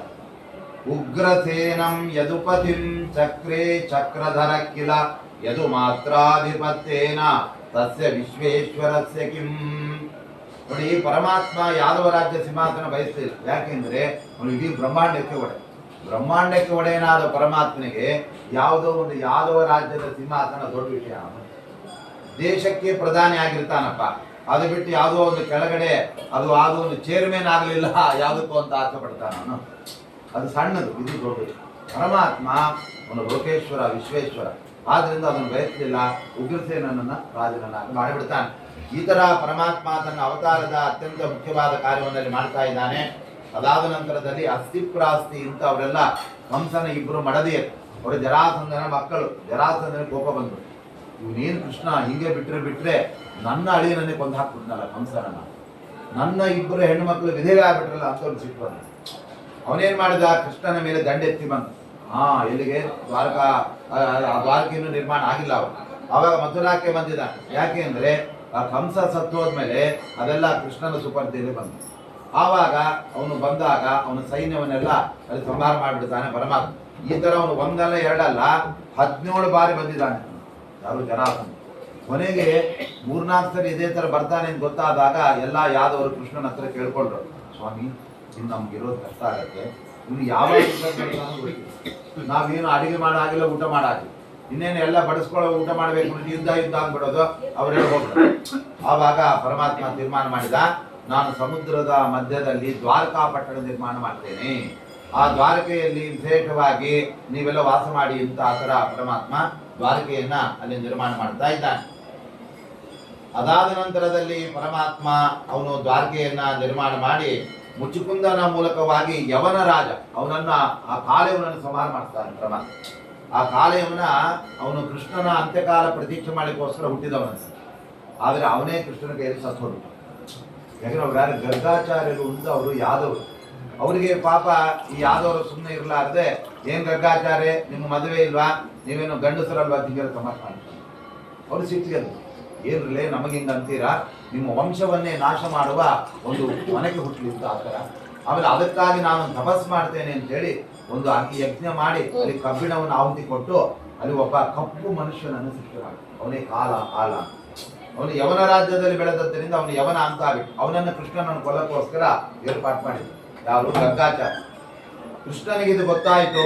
ಆ ಮುಚುಕುಂದ ರಾಜ ಗುಹೆಯಲ್ಲಿ ಮಲಗಿದಾಗ ಪರಮಾತ್ಮ ಅಲ್ಲಿ ಹೋದ, ಕಾಲವನ್ನು ಅಟ್ಟಿಸ್ಕೊಂಡ್ ಬಂದ, ಮುಚುಕುಂದನ ಕೈಯಲ್ಲಿ ಸುಟ್ಟೋಗಿದ್ದ. ಮುಚುಕುಂದ ಅಗ್ನಿನ ದಗ್ಧ ಅಂತ ಹೇಳುತ್ತೆ ಭಾಗವತ. ಮುಚುಕುಂದನ ಅಗ್ನಿಯಲ್ಲಿ ಸತ್ತು ಹೋಗ್ಬಿಟ್ಟಿದ್ದಾನೆ ಯಾರು? ಕಾಲಯವನ ಅಂತ. ಈ ತರ ಪರಮಾತ್ಮ ಅನೇಕ ಮಹಿಮೆಗಳಿಂದೆಲ್ಲ ಮಾಡಿದ್ದಾನೆ. ಇಂತಹ ಭಗವಂತ ರುಕ್ಮಿಣೀದೇವಿ ವಿವಾಹವನ್ನು ಮಾಡ್ಕೊಳ್ತಾ ಇದ್ದಾನೆ. ರುಕ್ಮಿಣಿ ಅಂದರೆ ಸಾಕ್ಷಾತ್ ಲಕ್ಷ್ಮೀದೇವಿ. ಆಮೇಲೆ ಸತ್ಯಭಾಮೆಯನ್ನು ಕೂಡ ಹಾಗೆ ಸಾಕ್ಷಾತ್ ಅವತಾರಗಳು. ಆ ಸಮಯದಲ್ಲಿ ಪರಮಾತ್ಮ ಆ ರುಕ್ಮಿಣಿಯನ್ನು ಮದುವೆ ಮಾಡ್ಕೊಳ್ಬೇಕಾದ್ರೆ ಆ ಭೀಷ್ಮಕ ರಾಜ ಅವನು ತನ್ನ ಮಗಳನ್ನ ಶಿಶುಪಾಲನಿಗೆ ಅಲ್ಲಿ ಕೊಡಬೇಕು ಅಂತ ಇದ್ದ. ಆ ಸಮಯದಲ್ಲಿ ರುಕ್ಮಿ ಅದನ್ನು ತಡೆದ, ಕೃಷ್ಣನಿಗೆ ಕೊಡಬಾರದು ಅಂತ ಹೇಳಿ ಶಿಶುಪಾಲನಿಗೆ ಕೊಡಬೇಕು ಅಂತ. ಆ ಸಮಯದಲ್ಲಿ ಒಂದು ಪತ್ರವನ್ನ ಆಕೆ ಬರೆದು ಕಳಿಸ್ಕೊಡ್ತಾ ಇದ್ದಾಳೆ. ಆ ಕೃಷ್ಣನಿಗೆ ಆಕೆ ಬರೆದ ಪತ್ರ ಎಂತದ್ದು ಅಂತ ಅದೊಂದು ಕೇಳಿಬಿಡೋಣ. ಅಲ್ಲಿಗೆ ಉಪನ್ಯಾಸ ಇವತ್ತು ಮುಕ್ತಾಯ ಆಗ್ತಾ ಇದೆ ಬೆಳಗಿದ್ದು. ಅವಳು ಬರೆದಿರುವ ಪತ್ರ ಹೀಗಿದೆ: ಶ್ರುತ್ವಾ ಗುಣಾನ್ ಭುವನ ಸುಂದರ ಸಂಗಮಾಂಸ್ತೆ ನಿರ್ವಿಶ್ಯ ಕರ್ಣ ವಿವರಂ ಹರತೋಂ ರೂಪಂ ಪರಂ ಭುವನ ಮಂಗಲಂ ತೇ ತ್ವಯ್ಯಚ್ಯುತಾ ವಿಶತಿ ಚಿತ್ತಂ ಅಪತ್ರಪಂ ಮೇ. ರುಕ್ಮಿಣಿ ದೇವಿ ಕೃಷ್ಣನಿಗೆ ಪತ್ರ ಬರೀತಾ, ಸ್ವಾಮಿ ನಿನ್ನ ಗುಣಗಳನ್ನು ಕೇಳಿ ಕೇಳಿ ಕೇಳಿ ಯಾವತ್ತೂ ನನ್ನ ಮನಸ್ಸು ನಿನ್ನ ಪಾದದಲ್ಲಿ ಲಗ್ನವಾಗಿದೆ. ನಿನ್ನನ್ನು ಬಿಟ್ಟು ಬೇರೆ ಯಾರನ್ನು ನಾನು ಮದುವೆ ಮಾಡ್ಕೊಳ್ಳೋದಿಲ್ಲ. ಯಾಕೆ ಅಂದ್ರೆ ಯಾರು ನನ್ನ ಮನಸ್ಸಿಗೆ ಹಿಡಿದಿದ್ದಾರೆ ಅವ್ರನ್ನೇ ನಾನು ಮದುವೆ ಮಾಡ್ಕೊಳ್ಳೋದು. ಆದ್ರೆ ಇಲ್ಲಿ ಮಾತ್ರ ನಿನ್ನನ್ನು ಬಿಟ್ಟು ಆ ಗುಳ್ಳೆ ನರಿ ತರ ಇರುವ ಮೋಸಗಾರನಾದ ಆ ಯಾರು ಶಿಶುಪಾಲನೆ ನಾನು ಮದುವೆ ಮಾಡ್ಕೊಳ್ಬೇಕು ಅಂತ ಅಲ್ಲಿ ಪ್ರಯತ್ನ ನಡೀತಾ ಇದೆ ಸ್ವಾಮಿ. ಆದ್ರಿಂದ ನೀನು ನಾಡಿದ್ದೆ ಇಲ್ಲಿ ನಡೀತಕ್ಕಂತ ಕುಲದೇವಿ ಯಾತ್ರಾ ಮಹೋತ್ಸವದಲ್ಲಿ ಬಂದು ನನ್ನನ್ನು ಎತ್ಕೊಂಡು ಹೋಗು. ನಿನ್ನನ್ನು ಕರೆದು ಯಾರು ಕೂಡ ಕಾಲು ತೊಳೆದ ಕನ್ಯಾದಾನ ಮಾಡೋದಿಲ್ಲ. ಯಾಕಂದ್ರೆ ನಿನ್ನ ಕಂಡ್ರೆ ಎಲ್ಲರಿಗೂ ದ್ವೇಷ. ಕೃಷ್ಣನನ್ನ ದೂರ ಇಡ್ಬೇಕು, ಅವನಿಗೆ ರುಕ್ಮಿಣಿಯನ್ನಾದ್ರೂ ತಪ್ಪಿಸ್ಬೇಕು, ನಮ್ಮವರಿಗೆ ರುಕ್ಮಿಣಿಯನ್ನು ಕೊಡ್ಕೊಂಡ್ಬಿಡ್ಬೇಕು. ಯಾಕಂದ್ರೆ ರುಕ್ಮಿಣಿ ಮಹಾ ಸುಂದರಿ, ಬಹಳ ಸುಂದರಿ. ಅವಳನ್ನ ನಮ್ಮವ್ರಿಗೆ ಯಾರ್ಯಾರು ತಗೋಬಿಡೋಣ. ಕೃಷ್ಣನಿಗೆ ಒಬ್ಬ ಚೆಲುವೆ ಹೆಂಡತಿ ಆಬಾರ್, ಕೊನೆಗೆ ಅಷ್ಟಾದ್ರೂ ಕೃಷ್ಣನ ಮೇಲೆ ಸೇರಿ ತಿರ್ಸ್ಕೋಬೇಕು ಅಂತ ಅವ್ರ ಆಸೆ. ಆದ್ರೆ ಕೃಷ್ಣ ಬಿಡ್ತಾನ? ರುಕ್ಮಿಣಿ ಅವರಿಬ್ರು ಅನಾದಿ ಕಾಲದ ನಿತ್ಯ ಸಂಬಂಧ. ಅವರು ಲಕ್ಷ್ಮೀ ನಾರಾಯಣ ಇವರೇನ್ ಮಧ್ಯೆ ಅಡ್ಡ ಹಾಕ್ಲಿಕ್ಕಾಗತ್ತೆ. ಆವಾಗ ಆ ಪತ್ರವನ್ನು ನೋಡಿ ಪರಮಾತ್ಮ ನನಗೂ ರುಕ್ಮಿಣಿಯನ್ನ ಅವಳ ಸ್ವಂತವ್ರನ್ನ ನೋಡಿ ಬಹಳ ಇಷ್ಟ, ಅವ್ರು ನೋಡಿ ನೆನೆಸ್ಕೊಂಡು ನಂಗೆ ನಿದ್ದೆ ಬರಲ್ಲ ಅಂತ ಪರಮಾತ್ಮನು ಸುಮ್ಮನೆ ಹೇಳ್ತಾ ಇದ್ದಾನೆ. ಭಗವಂತನಿಗೇನು ಯಾರನ್ನು ನೋಡಿ ಮೋಹಗೊಳ್ಬೇಕಾಗಿಲ್ಲ, ಅವನೇನು ಯಾವ ಲಕ್ಷ್ಮೀ ದೇವಿಯಿಂದ ಏನು ಆಗಬೇಕಾಗಿಲ್ಲ. ಯಾಕಂದ್ರೆ ಲಕ್ಷ್ಮೀ ದೇವಿಯಿಂದ ಆಗ್ಲಿಕ್ಕೆ ಅವನೇನು ಸ್ವರಮಣ, ಅವನು ಸ್ವರಮಣನಾದವನಿಗೆ ಲಕ್ಷ್ಮೀ ದೇವಿಯಿಂದ ಯಾವ ಆನಂದ ಬೇಕಾಗಿಲ್ಲ. ಆದ್ರೆ ಈ ರಾಮಾನುಜ ಮತದವರೆಲ್ಲ ಇದ್ದಾರೆ ನೋಡಿ, ಅವರೆಲ್ಲ ಲಕ್ಷ್ಮೀ ದೇವಿಯಿಂದಲೇ ದೇವರಿಗೆ ಆನಂದ, ಅವಳು ಇಲ್ಲ ಅಂದ್ರೆ ಇಲ್ಲ ಅಂತ. ಯಾಕೆಂದ್ರೆ ಅವ್ರದ್ದೊಂದು ಸುಪ್ರಭಾತ ಇದೆ. ಶ್ರೀ ವೈಕುಂಠ ವಿರಕ್ತಾಯ ಸ್ವಾಮಿ ಪುಷ್ಕರಿಣಿ ತಟೇ ರಮಯಾ ರಮಮಾಣಾಯ ವೆಂಕಟೇಶಾಯ ಮಂಗಲಂ ಅಂತ ಅವ್ರು ಹೇಳು. ಲಕ್ಷ್ಮೀ ದೇವಿಯಿಂದ ಆನಂದ ಪಡುವ ಆ ವೆಂಕಟೇಶನ ಮಂಗಲ ಅಂತ ಹೇಳ್ತಾರೆ. ಅಂದ್ರೆ ದೇವರನ್ನ ಮಾಮೂಲು ತರ ತಿಳ್ಕೊಳ್ತಾರೆ. ನಮ್ಗೆಲ್ಲ ಹೆಂಡತಿ ಇಲ್ಲದೆ ಇದ್ರೆ ತವ್ರ ಮನೆಗೆ ಹೋಗ್ಬಿಟ್ರಿ, ಏನ್ರಿ ಎಲ್ಲಿ, ಅಯ್ಯೋ ಮನೆಯವ್ರು ಊರಿಗೆ ಹೋಗ್ಬಿಟ್ಟಿದ್ದಾರೆ, ಏನೋ ಅನ್ನ ಒಗ್ಗರಣೆ ಮಾಡ್ಕೊಂಡು ಸಾಯ್ತಾ ಇದ್ದೀನಿ, ಕೈ ಸುಟ್ಕೊಂಡು ಬಾಯಿ ಸುಟ್ಕೊಂಡು ಒದ್ದಾಡ್ತಾ ಇದ್ದೀನಿ. ಮನೇಲಿ ಹೆಂಡತಿ ಇದ್ರೆ ರುಚಿ ಮಾಡಾಕ ಸಾಧ್ಯ. ಅಂದ್ರೆ ದೇವರಿಗೆ ಲಕ್ಷ್ಮಿ ಇದ್ರೆ ಆನಂದ, ಲಕ್ಷ್ಮಿ ಇಲ್ಲ ಅಂದ್ರೆ ದೇವರು ಕೂಡ ಆನಂದ ಇಲ್ಲ ಅಂತ ರಾಮಾನುಜರ ವ್ಯಾಖ್ಯಾನ. ರಮಯಾ ರಮಮಾಣಾಯ ಅಂತ ಅವ್ರು ಹೇಳ್ತಾರೆ. ಮತ್ತೊಂದ್ ಕಡೆ ಅವ್ರು ಹೇಳ್ತಾರೆ ಏನು ಅಂತ ಹೇಳಿದ್ರೆ, ಈಶಾನಾಂ ಜಗತೋಸ್ಯ ವೆಂಕಟಪತೆ ತದ್ವಕ್ಷಸ್ಥಲ ವಾಸ ನಿತ್ಯಲಸಿತಾಂ ತಚ್ಛಾಂತಿ ಸಂವರ್ಧಿನಿ ಅಂತಾರೆ. ಈಶಾನಾಂ ಜಗತೋಸ್ಯ ವೆಂಕಟಪತೆ. ಆ ಲಕ್ಷ್ಮೀದೇವಿ ಯಾರು ಗೊತ್ತೇನ್ರಿ? ವೆಂಕಟೇಶನಾದ ಶ್ರೀನಿವಾಸನ ಮಡದಿ, ಜಗತ್ತಿಗೆಲ್ಲ ಒಡತಿಯವರು. ಪರಮಾತ್ಮನಿಗೆ ಮಡದಿ, ಜಗತ್ತಿನ ಒಡತಿಯವರು. ಈಶಾನಾಂ ಪರಮಾತ್ಮ ಬಿಟ್ಟರೆ ಅವಳೇ ದೇವತೆ, ಒಡತಿಯ ದೇವತೆ. ವಿಷ್ಣು ಪರಾಂ ಪ್ರೇಯಸೀಂ, ಪರಮಾತ್ಮನಿಗೆ ಅತ್ಯಂತ ಪ್ರಿಯಳಾದ ಪ್ರೇಯಸಿ. ಅಂತ ಲಕ್ಷ್ಮೀದೇವಿ ಪರಮಾತ್ಮನ ಎದೆಯಲ್ಲಿ ಕೂತ್ಕೊಂಡು ದೇವರಿಗೆ ಆನಂದ ವೃದ್ಧಿ ಮಾಡ್ತಾ ಇದ್ದಾರೆ ಅಂತವ್ರು ಹೇಳ್ತಾರೆ. ಅಂದ್ರೆ ದೇವರಿಗೆ ಲಕ್ಷ್ಮೀದೇವಿ ಎದೆಯಲ್ಲಿ ಇಲ್ಲ, ಪಕ್ಕದಲ್ಲಿ ಇಲ್ಲ ಅಂದ್ರೆ ಬಹಳ ಪೆಚ್ಚಾಗ್ಬಿಡ್ತಾನೆ. ಯಾಕಂದ್ರೆ ಇಲ್ಲರಿ ನಮ್ಮ ಮನೆಯವರು ಇಲ್ಲ ಅಂತ ಬೇಕು ಮಾಡ್ತಾನೆ. ಇದೆಲ್ಲ ಶಾಸ್ತ್ರಕ್ಕೆ ವಿರುದ್ಧ. ಇದರ ಪರಮಾತ್ಮ ಸ್ವರಮಣ, ಅವನಿಗೆ ಯಾರಿಂದಲೂ ಆನಂದ ಆಗ್ಬೇಕಾದ ಅವಶ್ಯಕತೆ ಇಲ್ಲ. ಅವನ ಆನಂದನೇ ಬೇಕಾದಷ್ಟು ಒಳಗಡೆ ಇದೆ, ಉಕ್ಕೇರಿ ಉಕ್ಕೇರಿ ಹೊರಗಡೆ ಬರ್ತಿರ್ಬೇಕಾದ್ರೆ ಹೊರಗಡೆ ಆನಂದ ಯಾರಿಗಾದ್ರೂ ಬಯಸ್ತಾನೆ. ಮನೆಯಲ್ಲೇ ಹೆಂಡತಿ ಬೇಕಾದ ರುಚಿ ರುಚಿಯಾದ ಪದಾರ್ಥ ಹಾಕ್ತಾ ಇದ್ರೆ ಆ ಗಂಡ ಅದನ್ನು ಹೋಟ್ಲಲ್ಲಿ ತಿನ್ನಕ್ಕೆ ಹೋಗ್ತಾನ, ಹೋಟ್ಲ್ ಬೇಡ ಅಂತಾನೆ. ಮನೆ ಮಾಡದೇ ಇದ್ರೆ ಹೋಟ್ಲಿಗೆ ಹೋಗ್ತಾನೆ. ನಮ್ಮ ಬೆಂಗಳೂರಲ್ಲೆಲ್ಲ ಕಾಫಿ ಕೆಫೆ ಅಂತಿದೆ, ಬೆಳಗ್ಗೆ 7 ಗಂಟೆ ಬಂದು ನಿಂತ್ಬಿಟ್ಟಿರ್ತಾರೆ. ಯಾಕಂದ್ರೆ ಮನೆಯಾಗ ಯಾವ ಹೆಣ್ಮಕ್ಳು ಎದ್ದೇಳಿದೆ 7 ಗಂಟೆ. ಹಾಲು ತರೋದು, ಗಂಡ ಹಾಲು ತಂದ್ಮೇಲೆ ಕಾಫಿ ಆಗಬೇಕಲ್ಲ. ಇವ್ರು ಎದ್ದೇಳೋದಿಲ್ಲ, ಹಾಲು ತರೋದಿಲ್ಲ. ಅವ್ರೇನ್ ಮಾಡ್ತಾರೆ, ನಾವು ಹಾಲು ತಂದು ಇವ್ರನ್ನೇ ಎಬ್ಬಿಸಿ ಅವ್ರ ಕೈಯ ಕಾಫಿ ಕುಡಿಯೋಷ್ಟ್ರಲ್ಲಿ ಅಲ್ಲಿ ಬ್ರೂ ಕಾಫಿ ನಿಂತ್ಕೊಂಡು ಕುಡಿದು ಹರಟೆ ಹೊಡೆದು ಬಂದ್ಬಿಡ್ತಾರೆ. ಅಂದ್ರೆ ನೋಡಿ, ಯಾವಾಗ ಮನೆಯಲ್ಲಿ ನಮ್ಗಿಲ್ಲ ಅಂದ್ರೆ ಹೊರಗೆ ಹೋಗ್ತೀವಿ ನಾವು. ಪರಮಾತ್ಮನಿಗೆ ಸ್ವರೂಪಾನಂದ ನಿರಂತರ ಅಭಿವ್ಯಕ್ತಿ ಆಗ್ತಿರ್ಬೇಕಾದ್ರೆ ಅವನಿಗೆ ಲಕ್ಷ್ಮೀ ದೇವಿಯಿಂದ ಆಗ್ಬೇಕಾದ್ದೇನು. ಆದ್ರೆ ಇದನ್ನ ರಾಮಾನುಜರು ತಿಳ್ಕೊಂಡೆ. ಅವ್ರೇನ್ ಮಾಡ್ಬಿಟ್ರು, ಅಲ್ರಿ ದೇವ್ರು ನಮ್ ತರನೇ, ಲಕ್ಷ್ಮೀ ದೇವಿ ಇಲ್ಲ ಅಂದ್ರೆ ಅವ್ನಿಗೆ ಆನಂದ ಆಗಲ್ಲ, ಗಳಗಳ ಆಳ್ತಿರ್ತಾನೆ ನೋಡಿ, ರಾಮಾವತಾರದಲ್ಲಿ ಆಳಿಲ್ಲ ಅಂತ. ಇದರೇ ಶಾಸ್ತ್ರ. ಮಧ್ವಾಚಾರ್ಯ ಹೇಳ್ತಾರೆ, ಪರಮಾತ್ಮ ಸ್ವರಮಣ, ಅವನಿಗೆ ಯಾರಿಂದಲೂ ಯಾವತ್ತೂ ಏನು ಆಗಬೇಕಾದ ಅವಶ್ಯಕತೆ ಇಲ್ಲ. ಮತ್ತೆ ಆದ್ರೂ ಮತ್ತೆ ಲಕ್ಷ್ಮೀ ದೇವಿ ಏನೆಂದ್ರೆ ತೊಡೆ ಮೇಲೆ ಕೊಡ್ಸ್ಕೊತಾನೆ. ದೇವರಿಗೂ ಲಕ್ಷ್ಮೀ ದೇವಿ ಮೇಲೆ ವ್ಯಾಮೋಹ ತಾನೆ. ಅದು ಲಕ್ಷ್ಮೀ ದೇವಿಗೆ ಆನಂದ ಆಗಲಿ ಅಂತ ತೊಡೆ ಮೇಲೆ ಕೂಡ್ಸ್ಕೊಂಡಿದ್ದು, ದೇವರಿಗೇನು ಆನಂದ ಆಗಬೇಕಾದ್ರೆ. ಯಾಕಂದ್ರೆ ಲಕ್ಷ್ಮೀ ದೇವಿ ಆನಂದ ಅಭಿವ್ಯಕ್ತಿ ಆಗಬೇಕಾದ್ರೆ ಪರಮಾತ್ಮನ ಆಲಿಂಗನ ಬೇಕು. ಅವನು ಅವಳ ಸೊಂಟವನ್ನ ಬಳಸ್ಬೇಕು, ತೊಡೆ ಮೇಲೆ ಕೂಡಿಸ್ಕೋಬೇಕು, ಆಲಿಂಗನ ಮಾಡ್ಕೋಬೇಕು. ಆವಾಗ ಲಕ್ಷ್ಮೀ ದೇವಿಗೆ ಆನಂದದ ಅಭಿವ್ಯಕ್ತಿ. ಯಾಕಂದ್ರೆ ಅವಳು ಅಸ್ವತಂತ್ರಳು, ಪರಮಾತ್ಮ ಸ್ವತಂತ್ರ. ಪರಮಾತ್ಮನನ್ನ ಲಕ್ಷ್ಮೀ ದೇವಿ ಆಲಿಂಗನ ಮಾಡ್ಕೊಳ್ಳೋದಿರ್ಲಿ, ಅಥವಾ ದೇವರೇ ಲಕ್ಷ್ಮೀನ ಆಲಿಂಗನ ಮಾಡ್ಕೊಂಡ್ರು ಕೂಡ ಆನಂದ ಆಗೋದು ಯಾರಿಗೆ? ಅದು ಲಕ್ಷ್ಮಿಗೆ ಹೊರತಾಗಿ ದೇವರಿಗೆ ಅಲ್ಲ. ಯಾಕಂದ್ರೆ ಅವನ ಸ್ವರೂಪಾನಂದ ನಿರಂತರ ಇದೆ, ಅವನು ಸ್ವರಮಣ ಅಂತ. ಹಾಗೆ ಇಲ್ಲೂ ಕೂಡ ಪರಮಾತ್ಮ ನೋಡಿ ಆ ಥರ ಆ ರುಕ್ಮಿಣಿ ಸ್ವಯಂ ಅವಳಿಂದ ಏನು ಆಗಬೇಕಾಗಿಲ್ಲ, ಆದರೂ ಕೂಡ ದೇವತೆಗಳಿಗೆಲ್ಲ ಒಬ್ಬ ತಾಯಿ ಬೇಕು ಅನ್ನೋದಕ್ಕೆ ಮದುವೆ ಮಾಡ್ಕೊಂಡು. ಕೆಲವರೆಲ್ಲ ಹೇಳ್ತಾ ಇರ್ತಾರೆ, ಮೊದಲನೇ ಹೆಂಡತಿ ಸತ್ವ ಬಿಡ್ತಾಳೆ, ಅವಾಗ ಎರಡನೇ ಜಾತ್ರೆ ಮಾಡ್ಕೊಂಡು, ಇಲ್ರಿ ನಮ್ಮ ಮಗನಿಗೆ ಒಬ್ಬ ಅಮ್ಮ ಬೇಕಲ್ಲ ಮಾಡ್ಕೊಂಡಿದ್ದು, ನೋಡಿ ಇವನಿಗೆ ಬೇಕು ಹೆಂಡತಿ. ಹೇಳೋದು ಮಾತ್ರ ಇಲ್ರಿ ಸಣ್ಣ ಹುಡುಗ ಪಾಪ, ಅದಕ್ಕೆ ಒಂದು ತಾಯಿ ಬೇಡ್ರಿ, ತಾಯಿ ದಿಕ್ಕಿಲ್ಲ ಹೆಣ್ಣು ದಿಕ್ಕಿಲ್ಲ ಹೆಂಗ್ರಿ, ಅದಕ್ಕೆ ಎರಡನೇದು ಮಾಡ್ಬಿಡಿ. ಏನಿಲ್ಲೇ ಇಲ್ಲ, ಅವಳು ಬಂದಿದ್ದಕ್ಕೆ ಇವನಿಗೆ ಘಾತ ಎಲ್ಲ, ಬಡಿತಾಳ ಆಮೇಲೆ. ಹಂಗೆಲ್ಲ ನಾಟಕ ಇಲ್ಲ ಪರಮಾತ್ಮ. ಯಾವತ್ತೂ ಪರಮಾತ್ಮ ಲಕ್ಷ್ಮೀ ದೇವಿಯಿಂದ ಏನನ್ನು ಬಯಸಲೇ ಇಲ್ಲ, ಅವನು ಸ್ವರಮಣ. ಅದಕ್ಕೆ ಲಕ್ಷ್ಮೀ ದೇವಿ ಪರಮಾತ್ಮನಿಗೆ ಬಿದ್ದದ್ದು. ಯಾಕೆಂದ್ರೆ ಎಲ್ಲರೂ ನನ್ನ ಕಡೆ ನೋಡ್ತಾರೆ, ನನ್ನ ಸೌಂದರ್ಯ ನೋಡ್ತಾರೆ, ಈ ನಾರಾಯಣ ನನ್ನ ಕಡೆ ಒಂದ್ಸತ್ತು ಕುಡಿ ನೋಟ ಬಿಡ್ತಾನೆ ಇಲ್ಲ, ಏನ್ ನನ್ನ ಸೌಂದರ್ಯ ಬೇಕಾಗಿರುತ್ತೆ. ಯಾಕಂದ್ರೆ ಪರಮಾತ್ಮನಿಗೆ ಇದರಿಂದ ಏನಾಗಬೇಕಾಗ ಒಂದು ಸ್ವರಮಣ. ಹಾಗೆ ರುಕ್ಮಿಣಿ ವಿವಾಹ ಎಲ್ಲ ನಡೀತಾ ಇದೆ. ಆ ಸಂದರ್ಭದಲ್ಲಿ ಎಲ್ಲವೂ ಕೂಡ ವಿವಾಹ ನಡೆದಿರ್ತಕ್ಕಂಥದ್ದೆಲ್ಲಪ್ಪ ಅಂತ ಹೇಳಿದ್ರೆ ಅದು ಯಾವುದೋ ದ್ವಾರಕಾಪಟ್ಟಣ. ಯಾಕೆಂದ್ರೆ ದ್ವಾರಕೆ ಪರಮಾತ್ಮ ನಿರ್ಮಾಣ ಮಾಡಿದ ಅದ್ಭುತವಾದ ದೊಡ್ಡ ಒಂದು ದಿವ್ಯವಾದ ಕ್ಷೇತ್ರ. ಅದು ಕೊನೆಗೆ ಏನಾಯಿತು ಅಂತ ಹೇಳಿದ್ರೆ ಸಪ್ತ ಮೋಕ್ಷ ಕ್ಷೇತ್ರಗಳಲ್ಲಿ ಒಂದಾಗ್ತಿದೆ. ನಾವೆಲ್ಲ ಹೇಳ್ತಾ ಇರ್ತೇವೆ ಶ್ರಾದ್ದ ಮಾಡುವಾಗ ಬೇರೆ ಟೈಮಲ್ಲಿ ಸಪ್ತ ಕ್ಷೇತ್ರಗಳ ಸ್ಮರಣೆ ಮಾಡಬೇಕು ಅಂತ.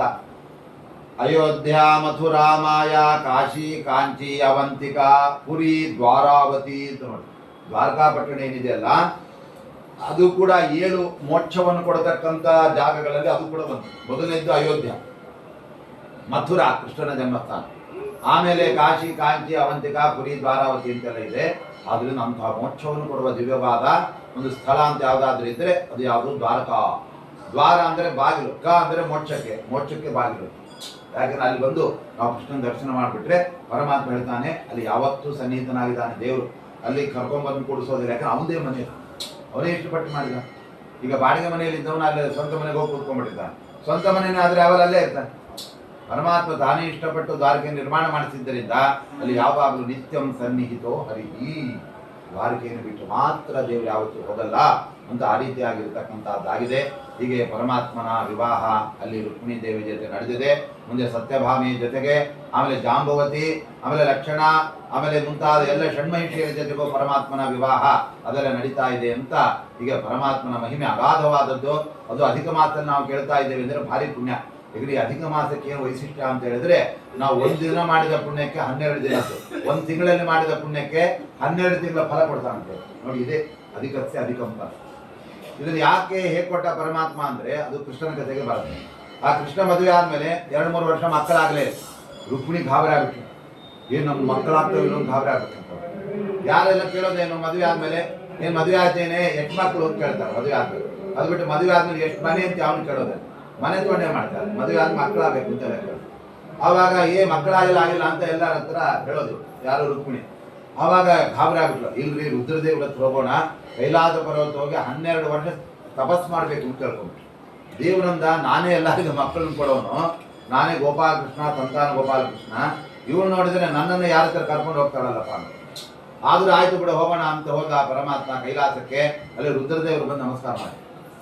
ಆವಾಗ ರುದ್ರದೇವರು ಹೇಳಿದ್ರು, ನಾನು ಮನ್ಮಥನನ್ನು ಸುಟ್ಟು ಹಾಕಿದ್ದೇನೆ, ಆ ರತಿಗೆ ಬೈತಾ ಇಲ್ಲ ನನ್ನ ಮೇಲೆ, ನನ್ನ ಗಂಡನ ಕೊಡು ಅಂತ. ನೀನು ರುಕ್ಮಿಣಿಯನ್ನು ಮದುವೆ ಮಾಡ್ಕೊಂಡ್ಮೇಲೆ ಅಲ್ಲಿ ಪ್ರದ್ಯುಮ್ನ ಅನಂತರದಲ್ಲಿ ಅವ್ರನ್ನೆಲ್ಲ ಮಕ್ಕಳನ್ನು ಪಡಿ, ಆವಾಗ ಮನ್ಮಥ ಹುಟ್ಟಿ ಬರ್ತಾರೆ, ಅವ್ರಿಗೆಲ್ಲ ನಿಂತಿದೆ.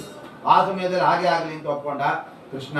ಆ ಸಮಯದಲ್ಲಿ ಒಂದೇ ದಿನದಲ್ಲಿ 12 ರಾಶಿಗಳಲ್ಲಿ ಆ ಎಲ್ಲ ನವಗ್ರಹಗಳು ತಿರುಗುವಂತೆ ಮಾಡಿದ್ದಾರೆ ನೋಡಿ. ಇದು ಪರಮಾತ್ಮನ ವಹಿಸಿ 12 ವರ್ಷ ಬೇಕಾಗಿತ್ತು ಅದು. ಅದನ್ನೇ ಮಾಡಿದ ದೇವರು. ಯಾರು ಬೃಹಸ್ಪತಿನ ಕರೆದ, ಒಂದು ರಾಶಿಯಲ್ಲಿ ಎಷ್ಟು ಸಮಯ ಇರ್ತೀವಿ ನಾವು? ಸ್ವಾಮಿ ನಾವು 2.5 ವರ್ಷ ಇರ್ತೀವಿ. ಶನಿ ಕೇಳಿದ ಎಷ್ಟು? ನಾವು 7.5 ವರ್ಷ ಇರ್ತೀವಿ. ದೇವರು ಹೇಳಿದ ಅವೆಲ್ಲ ಸಂಬಂಧ ಇಲ್ಲ, ಒಂದೇ ದಿನದಲ್ಲಿ ನೀವು ಒಂದು ರೌಂಡ್ ಬಂದ್ಬಿಟ್ಟಿದ್ದೀವಿ. ಅಲ್ಲಿಗೆ 12 ವರ್ಷ ಆಗೋಯ್ತು. 12 ವರ್ಷ ಆದ್ಕೊಳ್ಳಿ ನೋಡಿ, 12 ವರ್ಷ ಆಯ್ತು ಬಾ ಹೋಗೋಣ ಅಂತ ಭೂಲೋಕಕ್ಕೆ ದ್ವಾರಕೆಗೆ ಬಂದ್ಬಿಟ್ಟು. ಆವಾಗ ಅಲ್ಲಿದ್ದ ಋಷಿಮುನಿಗಳೆಲ್ಲ ಕಾಯ್ತಾ ಕೂತ್ಕೊಂಡಿದ್ರು. ಸ್ವಾಮಿ 12 ವರ್ಷ ಪ್ಲಸ್ 1 ದಿನ ಅದು ನಿನಗೆ ಮಾತ್ರ ಆಯ್ತಾ, ನಮಗೂ ಆಗತ್ತಾ ಅಂತ ಹೇಳಿದ್ರು. ಆವಾಗ ಪರಮಾತ್ಮ ಹೇಳಿದ, ನಿಮಗೂ ಅದೇ ಫಲ ಪಡ್ತೇನೆ. ನಾನು ಆ ಕೈಲಾಸದಲ್ಲಿ 1 ದಿನವನ್ನ ಏನು 12 ವರ್ಷವಾಗಿ ಕನ್ವರ್ಟ್ ಮಾಡಿದ್ನಲ್ಲ, ಆ ದಿವಸ ಭೂಲೋಕದಲ್ಲಿ ನೀವು ಮಾಡಿದ ಪುಣ್ಯಕ್ಕೆ 12 ವರ್ಷದ ಫಲ ಕೊಡ್ತೀನಿ ಅಂತ ಪರಮಾತ್ಮ. ಯಾಕೆ ಅಂದ್ರೆ ಅದೊಂದು ಹೊಸ ಆಫರ್ ದೇವ್ರು ಕೊಟ್ಟ. ನೀವು ಅದನ್ನು ಸಾರ್ಥಕ ಮಾಡಿಕೊಂಡ್ರೆ ನಿಮ್ಗೆ ಅಷ್ಟು ಕೊಡ್ತೇನೆ. ಅವ್ರು ಅದಕ್ಕೆ ಕೇಳಿದ್ದಕ್ಕೆ ಮಾತ್ರ ಕೊಟ್ಟ ಪರಮಾತ್ಮ. ಏನ್ ಕೇಳಿದ್ರು ಅವರು? ಸ್ವಾಮಿ ನಿನ್ನ 1 ವರ್ಷ ಅಲ್ಲ, ನಿನ್ನ 1 ದಿನ 12 ವರ್ಷ ಮಾಡಿದಂಗೆ ನಮಗೂ ಮಾಡು ಅಂತ ಅವ್ರು ಕೇಳಿದ್ರು. ಆಯ್ತು ಅಂತ ಪರಮಾತ್ಮ ಕೊಟ್ಟ. ಆದರೆ ನಾವ್ಯಾರು ಭೂಲೋಕದಲ್ಲಿ ಕೇಳಲಿ, ನಮ್ಗೆ ಅಂತ ಆಫರೇ ಬೇಕಾಗಿಲ್ಲ. ಯಾಕೆಂದ್ರೆ ನಮ್ಗೆ ಇಷ್ಟವಾಗದೇ ಇದ್ದೇ ಒಂದು ಜ್ಞಾನ ಧರ್ಮ. ಧರ್ಮ ಮಾಡಿದ್ರೆ ಆಗಲ್ಲ ರೀ, ಅಧರ್ಮ ಮಾಡಿದ್ರೆ ಕುಡ್ಕೊಂಡು ಮಾಡ್ತೀವಿ. ಕಲಿಯುಗದಲ್ಲಿ ಎರಡು ಬೇಕಾಗಿಲ್ಲ ಜನಕ್ಕೆ, ಒಂದು ಧರ್ಮ ಜ್ಞಾನ. ಅಜ್ಞಾನ ಅಧರ್ಮ ಎಲ್ಲ ಕಡೆ ತಾಂಡವೈತಿ ಆಡ್ತಾ ಇತ್ತು. ಆದ್ರಿಂದ ಪರಮಾತ್ಮ ಏನ್ ಮಾಡಿದ, ಭೂಲೋಕದ ಜನಗಳಿಗೆ ಒಂದು ಆಫರ್ ಕೊಡ್ಬೇಕು. ನಾವು ಅವರು ಸ್ವಲ್ಪ ಪುಣ್ಯ ಮಾಡಿದ್ರೆ ಜಾಸ್ತಿ ಪುಣ್ಯ ಬರ್ಬೇಕು. 1 ತಿಂಗಳು ಪುಣ್ಯ ಮಾಡಿದ್ರೆ 12 ತಿಂಗಳು ಫಲ ಬರ್ಬೇಕು. ಅದಕ್ಕೆ ಪರಮಾತ್ಮ ಏನ್ ಮಾಡಿದ, ಅಧಿಕ ಮಾಸ ತಂದು. ಈ ಅಧಿಕ ಮಾಸದಲ್ಲಿ ಒಂದೊಂದು ದಿವಸ ಮಾಡಿದ್ದಕ್ಕೂ ಅಷ್ಟು ಪುಣ್ಯ ಇರೋಣದ್ರಿಂದ ಅಂತಹ ಪುಣ್ಯವನ್ನು ನಾವು ಬೆಳೆಸೋದಕ್ಕೆ ದೇವರು 30 ದಿನ ಕೊಟ್ಟಿದ್ದಾರೆ. ಈ 30 ದಿನಗಳಿಗೆ 33 ದೇವತೆಗಳು, ಅಷ್ಟ ವಸುಗಳು, ಆಮೇಲೆ 12 ಆದಿತ್ಯರು, ಏಕಾದಶ ರುದ್ರರು, ಆಮೇಲೆ ಮತ್ತೊಂದಿಷ್ಟು ಜನ 3 ಜನ ದೇವತೆಗಳು, ಎಲ್ಲ ಸೇರಿ 33 ದೇವತೆಗಳು. ಅವರು 30 ದಿನಗಳಿಗೆ ಅವರು ನಿಯಾಮಕರಾಗಿರ್ತಾರೆ. ಅದಕ್ಕೆ ನಾವು ಅಪೂಪ ಎಲ್ಲಿ ಕೊಡ್ಬೇಕಾದ್ರೆ 33 ಕೊಡ್ಬೇಕು. ಯಾವುದನ್ನೇ ಈ ಸಂದರ್ಭದಲ್ಲಿ 33 ಕೊಟ್ಟರೆ ಭಾರಿ ವಿಷಯ. ಆ ದೇವತೆಗಳಿಗೆ, ಅಲ್ಲಿರುವ 33 ಪ್ರಾಣದೇವರ ರೂಪಕ್ಕೆ, ಅಲ್ಲಿರುವ 33 ಪರಮಾತ್ಮನ ರೂಪಗಳಿಗೆ ಅದೆಲ್ಲ ಪ್ರೀತಿ ಆಗ್ತದೆ. ಅಲ್ಲಿ ಯಾವುದಿಲ್ಲ ಅಂದ್ರೆ ಒಂದು ಕಲಸಕ್ಕರೆ ಸಣ್ಣ ಸಣ್ಣ ತುಂಡು ಮಾಡಿ 33 ಕೊಟ್ಟರು ಅದು ಭಾರಿ ಪುಣ್ಯ. ಹಿಂದೆ ಯಾವುದೋ ಸ್ವಾಮಿಗಳ ಕಾಲದಲ್ಲಿ ಒಬ್ಬ ಪಂಡಿತರಿಗೆ 33 ತೊಲಿ ಬಂಗಾರ ಕೊಟ್ಟಿದ್ರು. ಈ ಬಂಗಾರ ಅಂದ್ರೆ ಬಂಗಾರ ನಾನು ಗಾಬರಿ ಆಗ್ಬಿಟ್ಟು, ಏನು ಏರಿ ಬಿಟ್ಟಿದೆ, ಬೆಳ್ಳಿ ಹೆಂಗೆ ಏರಿ ಬಿಟ್ಟಿದೆ, 2.5 ಲಕ್ಷ ಬೆಳ್ಳಿ ಅಂದ್ರೆ. ಯಾರೋ ಹೇಳಿದ್ರು, ಅದೇ ಅಲಂಕಾರಕ್ಕೆ ಹೋಗಿದ್ರಲ್ಲ ರಾಯಮಠಕ್ಕೆ, ರಾಯರ ಆರಾಧನೆಗೆ ಏನು ಬೆಳ್ಳಿ ತಮಗೆ ಕೊಟ್ಟ. ಇಲ್ಲಪ್ಪ, ನಾವೇ ಬೆಳ್ಳಿ ತೊಗೊಂಡು ಹೋಗ್ತಿದ್ವಿ, ನಮಗೆ ಬೆಳ್ಳಿ ತುಂಬ ಕೊಡೋ ಕಾಲ ಹೋಗ್ತಿದ್ದ. ಅದೇ ಹೇಳಿದ್ವಿ ನಾವೇ ಹೋಗ್ಬಿಡೋದು. ಈಗ ಅವ್ರು ಹೇಳೋದು ಅದೇ ಕಷ್ಟ ಇದೆ. ಅವ್ರಿಗೆ ಬೆಳ್ಳಿ ಲೋಟ ಕೊಡ್ತಾರೆ ಆಚಾರ್ಯ ಅಲಂಕಾರಕ್ಕೆ, ನಾವೇ ಬೆಳ್ಳಿ ಲೋಟ ತೊಗೊಂಡು ಹೋಗ್ಬಿಡ್ತೀವಿ, ಅದಕ್ಕೆ ನಾವೇ ತಂದ್ಕೊಂಡ್ಬಿಡ್ತೀವಿ. ಹಾಗೆ ಪರಮಾತ್ಮ ಅದನ್ನ ಮಾಡ್ತಕ್ಕಂಥದ್ದು ಇದರ ಯುಗ. ಅದ್ರ ಏನೇ ಮಾಡಿದ್ರು ಕೂಡ ಅದಕ್ಕೆ ಬಹಳ, ಈ ಮಾಸದಲ್ಲಿ ಅನೇಕ ಏನು ವ್ರತ ಮಾಡಿದ್ರು ಮಹಾಪುಣ್ಯ. ನಾವು ಊಟ ಮಾಡುವಾಗ ಎಲೆಗೆ ಉಪ್ಪು ಹಾಕೊಳ್ಳದೆ ಆ ಸಾರು ಹುಳಿಗೆ ಎಷ್ಟು ಉಪ್ಪು ಹಾಕೊಂಡಿರ್ತಾರೋ ಅಷ್ಟೇ ತಿಂತೀವಿ ಇಡೀ ತಿಂಗಳು ಅಂತ ವ್ರತ ಮಾಡಿದ್ರು ಅದಕ್ಕೂ ಮಹಾಪುಣ್ಯ. ಈ BP ಶುಗರ್ ಇದ್ದವ್ರು ಮೊದಲು ಮಾಡ್ಬೇಕು ಅಲವಣ ವ್ರತ. ಮತ್ತೆ ಉಪ್ಪು ಹಾಕ್ಸ್ಕೊಳ್ಳೋದು, ಕೆಲವು ಇಷ್ಟು ಉಪ್ಪು ಹಾಕಿದ್ರು ಮೊದಲೇ ಉಪ್ಪು ಹಾಕಿ ಶುರು ಮಾಡ್ತಾರೆ. ಅಂದ್ರೆ ಎಲ್ಲಿ ಯಾವ್ದಕ್ಕೆ ಕಡಿಮೆ ಆಗ್ಬಿಟ್ಟಿರ್ತೇನೋ ಮತ್ತೆ ಹಾಕಲ್ವೇನೋ ಅಂತ ಮೊದಲಿಗೆ ಇಷ್ಟಿಷ್ಟು ಉಪ್ಪು ಹಾಕ್ಸ್ಕೊಳ್ಳೋದು. ಉಪ್ಪು ಬಿಡ್ಬೇಕಂತ, ಉಪ್ಪಿನಿಂದ ಕೋಪ, ಲವಣದಿಂದ ಕೋಪ. ನಾವು ಉಪ್ಪು ಬಿಡೋದೇ ಇಲ್ಲ, ಉಪ್ಪು ಹಾಕೋಬಾರ್ದ್ರಿಂದ ಅವಳ ಮೇಲೆ ರೆಕ್ತಾನೆ, ನಿನ್ಗೆ ಬುದ್ಧಿ ಅದನ್ನ ಇಲ್ಲ, ಮೊದಲು ಹಾಕುಂತಾರೆ. ನಮಗೆ ಉಪ್ಪು ಬಿಡಿ ಅಂದ್ರೆ ಕೋಪ ಶುರು ಆಗುತ್ತೆ. ಅಲವಣ ವ್ರತ ಅಂತ ಮಾಡಿ. ಇನ್ನೊಂದು ನಕ್ತ ಭೋಜನ ಅಂತ ಒಂದು ಮಾಡಿ. ಈಗ ಹಗಲತ್ತೆಲ್ಲ ಹಾಲು ಗೀಲು ಆ ಪಾಕ ಎಲ್ಲ ತಗೋಬೋದು ಅಲ್ಲ, ಮಾಡ್ತೀವೋ ಬಿಡ್ತೀವಿ ತಿಳ್ಕೊಂಡಿರ್ಬೇಕು. ಯಾವತ್ತೋ ಮಾಡಬೇಕು ಅಂತ ಬುದ್ಧಿ ಬಂತವ, ಅವಾಗ ಯಾವ ಆಚಾರ ಬಂದು ಹೇಳ್ತಾರೆ. ಆಗ ಸಿಕ್ಕಿದಾಗ ಕೇಳ್ಕೊಂಡ್ಬಿಡ್ಬೇಕು, ಯಾವುದೋ ಮಾಡಬೇಕು ಸಂಕಲ್ಪ ಮಾಡೋದು. ಈಗಲೇ ಮಾಡಿ ಏನಾಯ್ತು, ಈಗ ಮುಂದಿನ ಚೈತ್ರ ಮಾಸಕ್ಕೆ ನೆಕ್ಸ್ಟ್ 2.5-3 ವರ್ಷ ಆದ್ಮೇಲೆ ಚೈತ್ರ ಮಾಸದಲ್ಲಿ ಅಧಿಕ ಮಾಸ ಬರ್ತದೆ. ಚೈತ್ರ ಮಾಸ ನಾವೆಲ್ಲ ಪಂಚಾಂಗ ನೋಡಿರ್ತೀವಿ, 30 ವರ್ಷ ಪಂಚಾಂಗದಲ್ಲಿ. ಆವಾಗ ಈಗಲೇ ಅನ್ಕೊಳ್ಳೋ, ಸ್ವಾಮಿ ಈ ಸರಿ ನಮ್ಗೆ ಸರಿಯಾಗಿ ಗೊತ್ತಾಗಲಿಲ್ಲ, ಅದಕ್ಕೆ ಮುಂದಿನ ಸಲ ಅಧಿಕ ಮಾಸ ಬಂದಾಗ ನಮ್ಗೆ ಏನಾದ್ರು ವ್ರತ ಮಾಡ್ಸಪ್ಪ ಸ್ವಾಮಿ. ಇವೆಲ್ಲ ಸಿಂಪಲ್ ಆಗಿರ್ತಕ್ಕಂತಹ ವ್ರತಗಳು, ಇದೆಲ್ಲ ಸಿಂಪಲ್ ಆಗಿರ್ತಕ್ಕಂತಹ ವ್ರತಗಳು. ರಾತ್ರಿ ಊಟ ಮಾಡ್ತೀವಿ ಅಂತ ಹೇಳ್ಬಿಟ್ಟು ಹೇಳೋದು ಯಾರು. ಹಲೋ ಸ್ವರ್ಣ ಅವ್ರು ಏನು ಹೇಳಿ,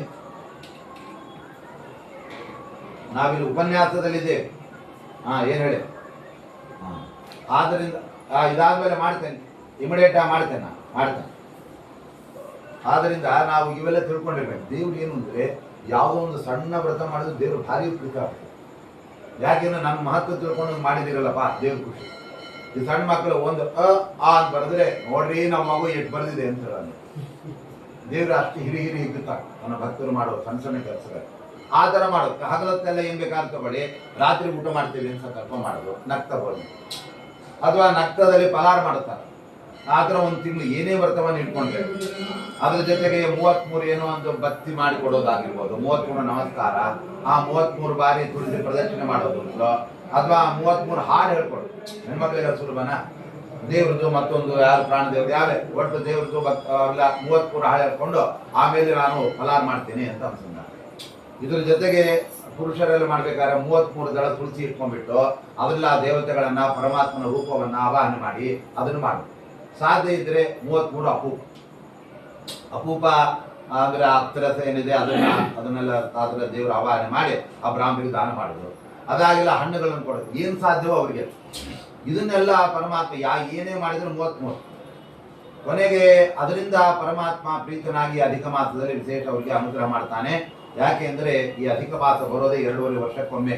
ಅದು ಕೂಡ ಯಾರು ಸೌರಮಾನದ ಮತ್ತೆ ಚಾಂದ್ರಮಾನ ಅಂತ ಎರಡಿದೆ. ನಾವೆಲ್ಲ ಪಂಚಾಂಗ ಚಾಂದ್ರಮಾನ ನಾವು ಅನುಸರಣೆ ಮಾಡ್ತೀವಿ. ಚಂದ್ರನ ಗತಿ ಇಟ್ಕೊಂಡು ನಾವು ಈ ಉಡುಪಿಯವರು ಆಮೇಲೆ ಮಲಯಾಳಿಗಳು ಅವರೆಲ್ಲ ಏನು ಮಾಡ್ತಾರೆ ಸೌರಮಾನ.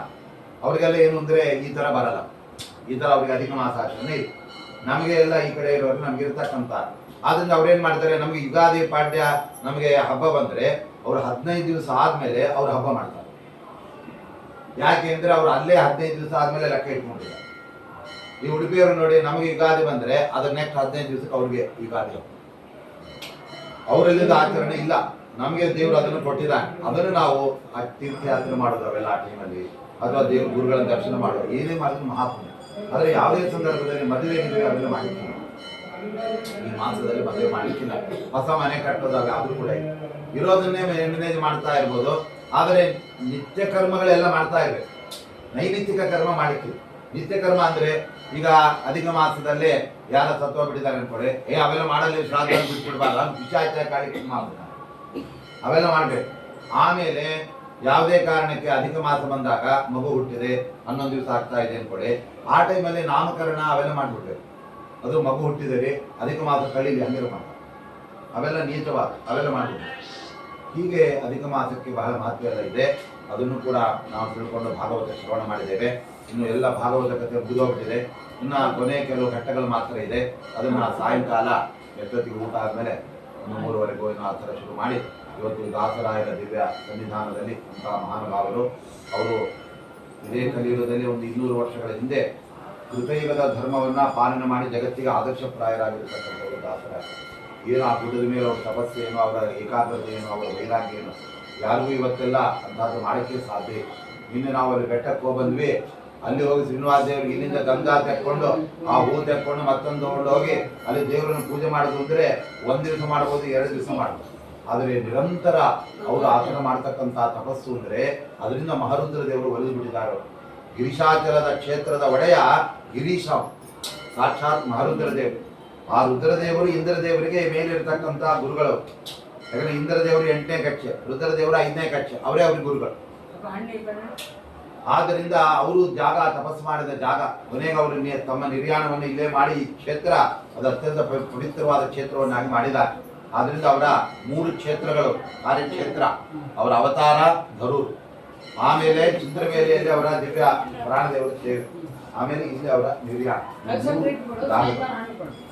ಎಷ್ಟು ಪವಿತ್ರ ಅಂದ್ರೆ ಪರಮಾತ್ಮನ ಕ್ಷೇತ್ರ ವೈಕುಂಠ ಅನಂತ ಹೇಗೋ ಅದೇ ತರ ಈ ಅದರಿಂದ ಇಲ್ಲಿ ನಾವು ಬರೋದು, ಒಂದು ರಾತ್ರಿ ಇರೋದು ಅಂದ್ರೆ ಅದು ಮಹಾಪುಣ್ಯ. ಈ ಕ್ಷೇತ್ರ ಮರು ತಿರುಪತಿ ಹಾಗೆ ಅಲ್ಲಿ ನಾವು ಕೇಳಿದ್ದೇವೆ ಅಂದರೆ ಬಹಳ ವಿಶೇಷ. ಇದರಿಂದ ಹರಿವಾಯುಗಳು ಪ್ರೀತರಾಗಿ ಹೇಳ್ತಾ ಶ್ರೀ